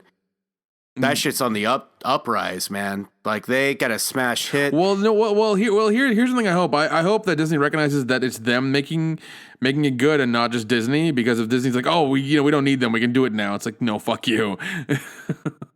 Yeah, I mean, I've been hearing all kinds of rumors about them being like groomed to take over like Lucasfilm, and then I hear rumors about like Kathleen Kennedy not being allowed on the set, which I find hard to believe. Which I find that hard to believe too. I heard those rumors as well, and I was just like, that doesn't sound right because I want to believe it's true. I definitely want to believe it's true, but I don't think it's possible. She's got too much power, you know. Like she's too top tier to be denied access. Great rumor though. I mean, I love to imagine her banging on a door, being like clutching her purse, being like, you know, in her, you know, fucking shoulder padded fucking blazer and shit, banging on the door, like, let me in. The guy's like, no, you can't come in. Like, there's a strict order from Bob Iger, you're not allowed on the set, kind of thing. You know, I'm surprised they didn't take the opportunity to fucking usher her out when he left too, you know, to soften the blow. But well, I think he's leaving because of something that we'll find out, I'm sure, in like, you know, 5 years, like a hashtag Me Too thing. Something that's shady. Something that's gone down to where he has to like be out or at least away from the company that he might know about, that's going to come back to bite him in the ass. Mm-hmm. So it might be a Me Too thing. It might be something else. I don't know. But I think it's one of those things where it's like, because from what I keep hearing the news from like a company doing that, is that like it doesn't make sense for it to happen like on a Tuesday, for him to do this all of a sudden doesn't make sense, and to him to pick the guy that he didn't like really like or want has been like, I was forced onto him to take over the company. So there's a lot of factors I keep hearing about that just don't line up. And I'm thinking it's like, we'll find out about it maybe next year or in 2 years or something. Like that Kali Marie Tran had to give him a wrister and a rim job to like fucking get in this movie. Probably. God, I don't know. It might be something. But I mean, yeah, like shit, in today's world with like Harvey Weinstein, you never know, man. Like jerking off into plants, like it's stranger than fiction. You know what I mean? Like you never know. No, that's very true. That's very true. It's one of those things, man. I'm sure we'll find out at some point. I mean, I don't think it's because of the SEC investigation, because he would still be implicated in that, because he's running the place. And regardless of him leaving, if there's a problem, they can still like knock on his door and be like, "Hey, man, you spent too much money on bullshit, and you cooked the books, and you're going to jail now." Like that's how that would work. Regardless of what island he's living on, they'll find him and put him in his place. I think, my personal opinion, I mean, I know I joke around about, you know, hashtag Me Too or whatever. I don't think it's anything like that. I think it's Bob Iger's a really smart man. I don't think that he's gotten to where he is by being stupid. Yeah. I think he sees that the IP probably, at the very least, is a risk. You know, it's been a failure for the most part. And I think he's getting out while he still can to do something else. Like, you know, I think he just saw the writing on the wall. I think he just wanted to get away from it, you know? I mean, if I saw an opportunity to get away from it, I would too, you know? And the way the optics of it are is that it's sitting in this new guy's lap, and Kathleen Kennedy, you know? So he's like making the preemptive move of getting away from this fucked up IP before it gets worse. And you know, going on to the next thing, investing in whatever next thing he wants to do. I think it's a smart move to get out. You know, I mean, it's got a bad stench on it. You know, and oh yeah, definitely. It's got the stink of disaster. It's on the cusp of being a disaster franchise. And I think he's probably honestly tired of dealing with it, tired of answering questions, tired of defending it, tired of pretending, you know, and to walk away, leave it in somebody else's hands to maybe save it, maybe tank it. Who knows, you know? I mean, I think it's a smart decision, honestly. I wasn't surprised when I heard that he quit, you know, and walked away from it. So, yeah, I mean, there's a lot of other facets of Disney, obviously, but the stink of the disaster of what has been Disney Star Wars is pretty pungent. And oh, definitely. Not only the movies, but the parks too, you know? Yeah, and I mean, yeah, with what's going on currently in these days, I mean, it's going to be funny because this coronavirus is affecting businesses and markets now. It's a weird thing, but Maybe he quit to invest in hand sanitizer. he's investing in big pharma. He's investing in the vaccine that's gonna come from. That's supposed to come out in like 6 weeks from now. Like he's gonna be the hero, Yeah, free with every Disney park pass purchase. There you go. I like this version of Luke way better than the long-haired hippie version. I live on an island. Leave me alone, Luke. Yeah, that's true. I don't need as much hair color, but or hair dye, but the just for men. I'm gonna wash that gray out of my beard look, but I do appreciate this version of Luke. It feels more like the Luke I wanted, going into these movies. Oh yeah, definitely, man, definitely. I like the black robes too, because that's like a Jedi thing. I mean, the Return of the Jedi thing. I mean, Luke always had like a little bit of a emo vibe. Like he's a little bit dark side, But I think that gave him. I think he's a little bit dark side just for the ladies because they like that. They a little brooding, a little mysterious. He's like, I made out with my sister. What do you think about that? Well, this is a galaxy far, far away. Ain't nobody gonna hear about that. So you're fine. You're fine. They don't give a shit about incest in a galaxy far, far away. Yeah, fuck whoever you want as long as it's consensual. Yeah, but this version of Luke is more optimistic. I feel like I'm just speaking on his appearance. But, no, I get that. I get that because he feels like he's wanting to save this, wanting to try hard, and wanting to actually make amends and do his thing, as opposed to when he's like long-haired hippie Luke who's just like, man, the world sucks. I'm gonna live on an island. Fuck this. Yeah, he wants to land his fucking rock slab and masturbate all day. It's like, come on, dude. Get out in the universe and do something, I'm so glad that Ivan put in the green lightsaber here because it, to me, makes so much more sense, storytelling-wise, that he would confront Kylo Ren with the lightsaber that he, intended to strike him down with, and it's also his lightsaber. I love the bright green lightsaber, the lime green. I love that. I've always loved that since Return of the Jedi.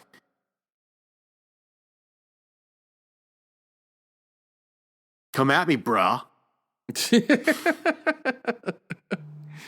Oh, wow. He did a pretty good job. That was a hard thing to pull off. I think he did a good job. Yeah, because rotoscoping a saber is fucking terrible. You can see some of the tidbits of the Anakin Skywalker, there, but I can forgive it, I mean, the dude's not like, he's working with the tools he has, so I 100%. I mean, and the fact that he made this movie less cringy and at least like acceptable is like a feat in my opinion. I mean, he added some stuff from the other movies. He added some cutscenes from deleted scenes that he'd found. I mean, it at least makes it watchable more so than the original cut, because at least now it's like, okay, a couple of these things make sense and they feel better because you've done a better job and brought a little bit more emotion to them, and they feel real. They feel realer, as opposed to Disney's fucking just cold dead hand that they've been working with the whole time. It just didn't. Their shit's horrible. Yeah, I feel bad for Ivan because he built this thing up and people were really into it, and then it's like when he dropped the actual movie, like it just disappeared. Like a fart in the wind. Like nobody really talked about it. Nobody reviewed it. I was like, I was trying to get, I think you guys like almost a year ago you and Jeff to come on and do this commentary because it's like, let's talk about the work that because he put a lot of work into this thing. It's like let's look at what he did. Let's look at what he changed. But I think at that point, it was such the Last Jedi saturation. I think everybody was so tired of it that it just got lost. You know, like it just it just like things crescendoed, and it was like, and then all of a sudden it was starting to have talk about the Rise of Skywalker, what's going to happen next, and it just got left behind in the news cycle. And it's too bad that, I mean, I was like surprised that people weren't really talking about this fan edit. It's the first fan edit of the movie. It came out right after the movie came out, you know? Yeah, I mean, it's impressive. He's done a damn good job with it, and I mean, it definitely feels way better. But yeah, I mean, like, yeah, doing any sort of like After Effects thing with lightsabers and rotoscoping is a fucking pain at the ass, man. Good for him for sticking with it. Good for him for doing it, because man, that's just goddamn dedication. That's love right there. Mm-hmm. Yeah, for real. I can barely edit together a YouTube video, so you know, that's why I'm trying to show some love to Ivan for, you know, doing all the hard work and giving us something that we can kind of appreciate. Yeah, something we definitely appreciate, but we can also kind of watch more so than like the original cuts. Dude, there's like some really awesome fan edits of the prequel movies that are like 3-4 hours long. Did you have you seen the Tommy Wiseau edit, the 20-minute edit of like all the movies put together of Star Wars? I probably have. I don't the 20-minute, the all high mark thing. Yeah. I think I've probably seen that. Yeah, because like I watched it. I think when it was like, hey, at its peak, and I was like, this is fucking hilarious. Because of just everything that happened in it, man. It all kind of made sense. I was like, this is ridiculous. Somebody spent time doing this. Thank God for that person, because it was hilarious. There's some Japanese fan edit that happened really early on, and the fan edit craze that happened. Yeah, like I know like Topher Grace did his thing, and like that was like probably the most notable one. Which it's not that bad, but there was a Japanese fan edit where they actually rewrote the story to make the story of Anakin and Obi-Wan make more sense. And it was edited down to like 3 hours. It was really good. And it was they dubbed it all in Japanese, but they had English subtitles. And I watched it and I was like, that was like incredible. Like that makes so much more sense. Like they really worked it out to a point that it made more sense. Like it fit into the Star Wars universe, you know? All the annoying shit of the original prequel movies was gone. And they that's just kind of essentially what Ivan's doing here a little bit in this movie. But ever since I watched it that one time, I haven't been able to find it on the internet again. It's like it vanished. Like it's gone, which is too bad. His channel got deleted for a minute. It was Ivan's weird. channel? Yeah, his channel got deleted for a minute. It was very, very strange. It's probably a copyright nightmare. Yeah, I think that's what it was, because I mean, it straight up got deleted. He made a big video about it and a big thing. We were trying to we retweeted the video out so we could help him out and hopefully get some, get YouTube to bring it back, because like it happened to a lot of Fandom Menace channels all of a sudden. Mm-hmm. Like they were just starting to get randomly deleted, and I was just like, oh, that's fucking horrible. Yeah, that's really stupid, and I really hate that YouTube does that. I guess they just fucking get rid of people they see as a liability because they don't need them. Here's the thing about this scene, man. It's like, did he really need to be floating above the rock? Like, I guess he didn't.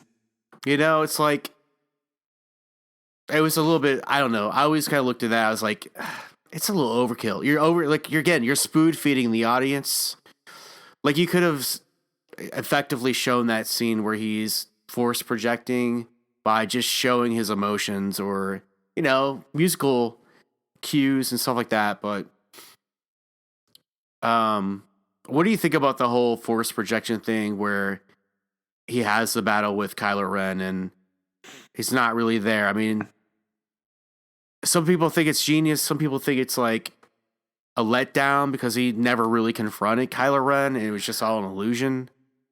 Yeah, I think that's dog shit because I mean you almost kill this kid, and you don't have the fucking balls to go like after him and like finish what you started. Yeah, it's very much dumb. Like why did the dice disappear? The hell was that? It's such a cheap Han Solo reference. You know, it's like, remember they had like dice hanging from the rearview mirror of the Falcon. Like, you know, it's just it's a weak reference at best. It is, and yeah, I mean because like Luke should have somehow flown there or whatever and gotten there, and why would, if he's gonna die anyway? Why would hold he on, just hold on? Weren't those the Okay. Jedi books that we just saw Finn rummage through?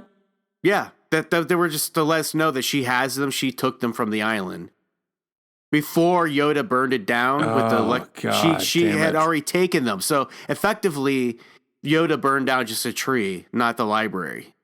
That's why it pops up in the Rise of Skywalker, because I think it's referenced in the Rise of Skywalker that she has the books or saw the books. I don't know, something in there.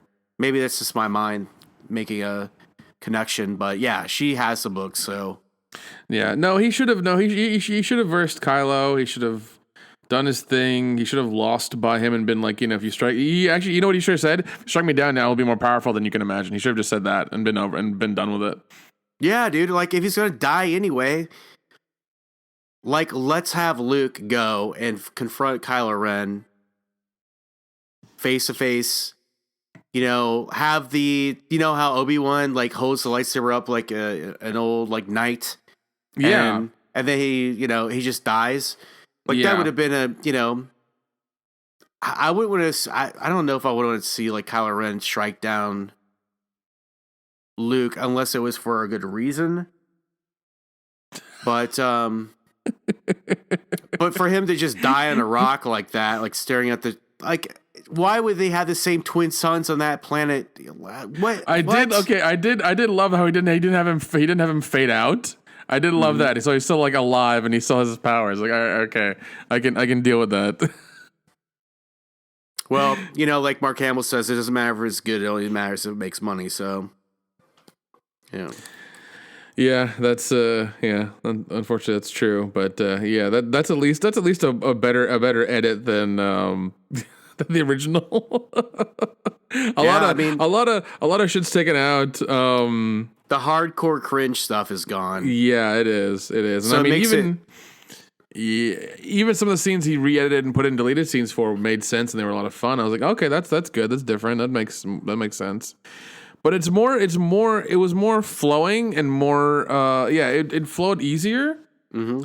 And there was less bullshit. So it was really a tighter movie than they had made.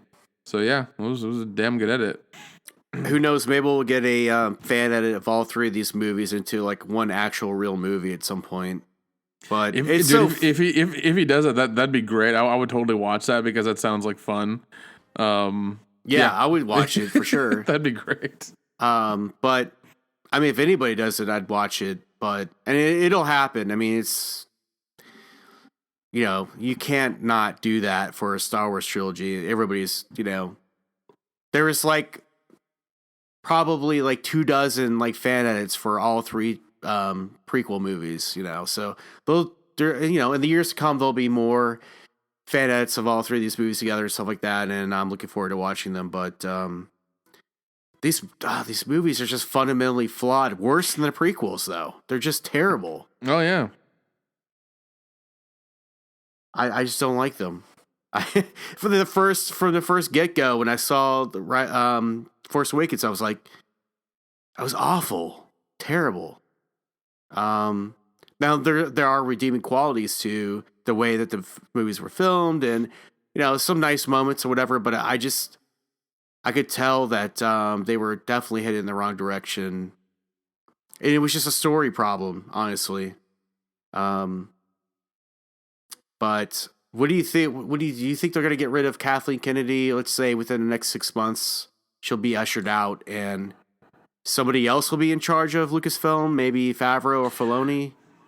I mean, I think her contract. She's got a contract extension for sure. So, I mean, we'll see about that. I mean, there might be a slow pushing her out kind of thing where it's like, oh, she's no longer the head of this project. She's the head of maybe Lucasfilm cartoons or something like that, or some bullshit. Like they'll make it to where they start diminishing her.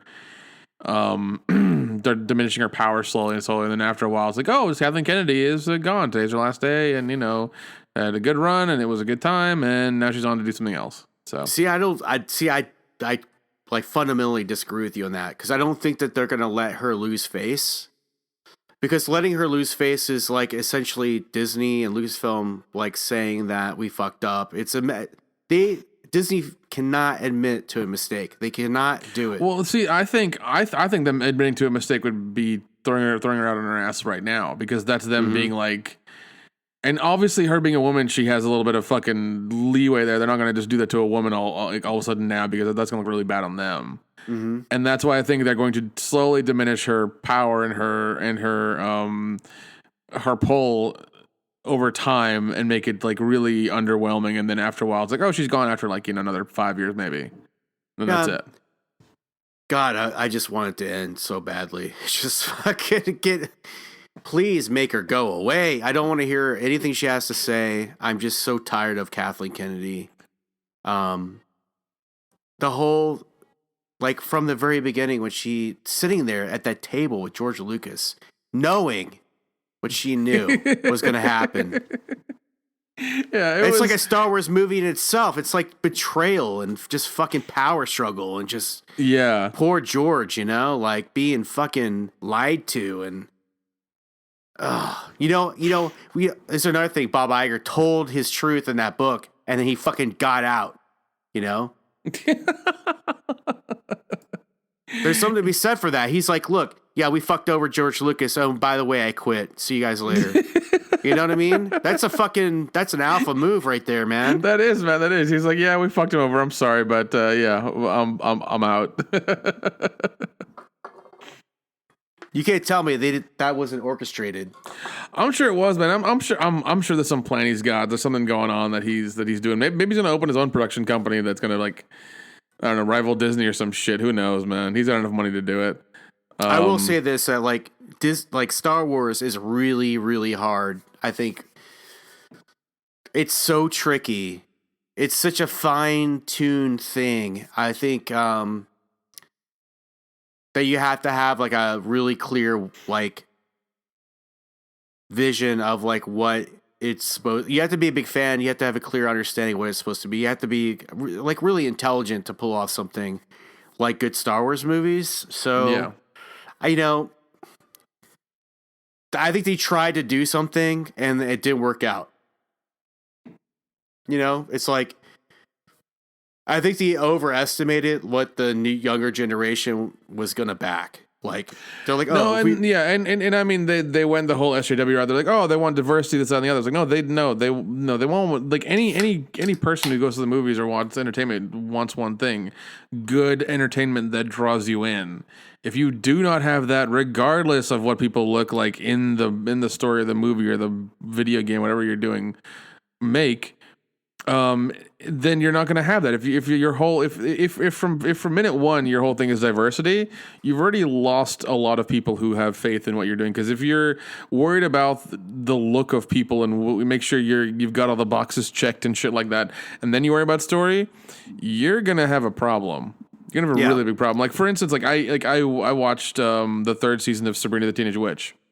Mm-hmm. Bad idea, because the first one was pretty good, second one was okay. Yeah, third I remember one was the just first season being pretty good. Yeah, the third one was dog shit, dude. It lags. It just lags so much, and just wanted to get it over with. And I was like, "Fuck, just be done." That was Stranger Things season 3. What's the one where in the 80s is 3, right? So the second season, I think, was bad. Anyway, I know what you mean. It's they just kind of meander. And it just does they don't understand the vibe of what the show's about. It's just it's terrible. Or whatever. Yeah, because I think it's because they had to get a certain number of episodes out, and it's just man, you really fucking you should have made this 1 or 2 episodes less, Right. and you would have been gold, but you wanted to make Right. it longer and do this whole thing, and it doesn't make sense, and whatever. Yeah, I don't know. Maybe I think they produce content too fast. No, they do. That's why they spend billions of dollars a year on content, and even then, that's a problem because like you're spending so much money on content, you are not able to promote the stuff that's good, and people find it after you've like, canceled it or whatever, and then it's like, oh, I wish this was still around, but no, you've made 20 shows a fucking month, and we have to decide which ones to watch, and then if we love something and not everybody else loves it immediately, then it gets shit canned, and we can't watch it ever again. It's just gone. Yeah. They really should have taken more time in between Star Wars movies. Like, really just craft a good script. I mean, you could have had terrible special effects if the story was good. It would have been fine. No, exactly. People, I mean, you would have they would have got shit for the special effects, but if that's fine. I mean, you at least would have had an amazing story. Yeah, it wouldn't have looked good on 4K Blu-ray, but who the fuck cares? If people are, if people are down for, your story and they love it and they agree with it, it resonates with them, that's fine. It's okay. It's like, I know that Baby Yoda is kitschy or whatever, but I mean, look how amazing, like that, how epic that idea. It's an idea that somebody came up with. Is.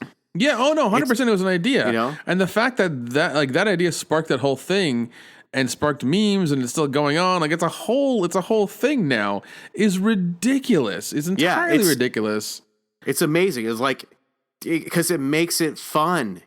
It makes it part of the pop culture. It's like the Disney Star Wars trilogy didn't do anything like that. Except for the Reylo stuff, but doesn't really count. No, it doesn't. That degenerate bullshit. We'll see, like the way I always gauge pop culture. Like I go to Dragon Con down the road from me every year, and like that's how I really gauge pop culture because people are willing to invest money and time into a costume. That's money and time they're fucking investing into a costume for like a weekend, right? And I can tell you this: there are very few Kylos and Reys.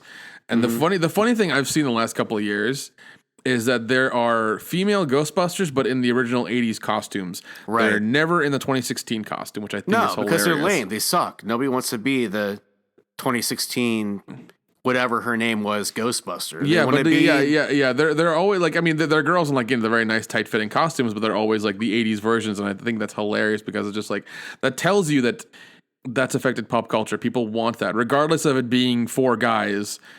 Women will still make the costume and fucking do it. Nobody cares, Right. It's a costume. We're having fun. Who fucking cares, I think that Ghostbuster fans are more hardcore than they expected because, like, any hardcore Ghostbusters fan is going to make a costume and dress up and go to a con.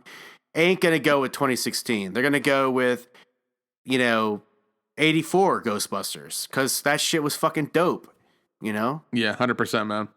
And that's what, we love those characters. So, fuck that 2016 bullshit. Oh, yeah. But, dude, thank you so much for hanging out. Thank you for doing this awful, awful movie with me, even though it was improved a little bit. Still, that's a tough one to get through. But we did it, and we never have to do it again. That's it. I'm done with Last Jedi, but I'm glad it was you. And I had a really good time fucking bullshitting about this movie, man. I missed you. Yeah, man, I miss you too, man. Yeah, we need to do more shit together. Hell yeah, dude. Believe me, I got a lot of stuff planned, so I'll be asking you back. I still want to do that Chuck Sereno interview. Like that's tops on my list to do. So yeah, dude, you're always getting the big names to interview on your channel. I'm always down to do that. I'm always down. Yeah, man, that'll be a fun one. The guys who write the scores, for these B- movies don't get a lot of love, and I think it'd be an interesting interview to talk about his career. So hopefully we'll get that going. Definitely, yeah, that'd be interesting to talk about, like all the details and how that goes down and everything. Mm-hmm. Yeah, so talk to me real quick. Remind the listeners what you're doing. And let's see. I'm on World Class Bullshitters. We're the epitome of pop culture. We have a live show that goes on YouTube on our channel every Thursday night around 8 p.m. 8:30 Eastern Standard Time. I do have my own channel dedicated to independent horror stuff called Real Independent Productions. We do We do a podcast at least every week whenever I can. I really try to, called Scary Drunk, where we review indie horror movies and give them the love that nobody else will. Yeah, dude. We gotta do Death Court Service. oh, the drunk commentary for that? Yeah, like man, that movie's so fucked up. Let me get past Horror Hound and we'll seriously talk about that, because I know the guy that I have now, Kendo, that's on the help me out right now. He wants to do Space Babe's drunk commentary. So cool. It's gonna happen. We're gonna do it. You know. Yeah. We got plenty of time. It's gonna be a long year, but dude, thank you so much. Great time, and I guess at this point I just say, as always, guys, stay awesome, stay R-rated. Cheers. Later. You're supposed to say goodbye. Hey, what's up, everyone? Josh here. Just want to say thanks so much for listening to the show. We really do appreciate it. And if you enjoyed the content, please hit the like button. And go ahead and subscribe and hit the bell for notifications. We'd love to have you on board. Lots of great content coming in 2020. And we just really enjoy the community over here and enjoying pop culture together. So if you get a chance, hit subscribe. Really appreciate it. And until next time, guys, stay awesome, stay R-rated. Cheers.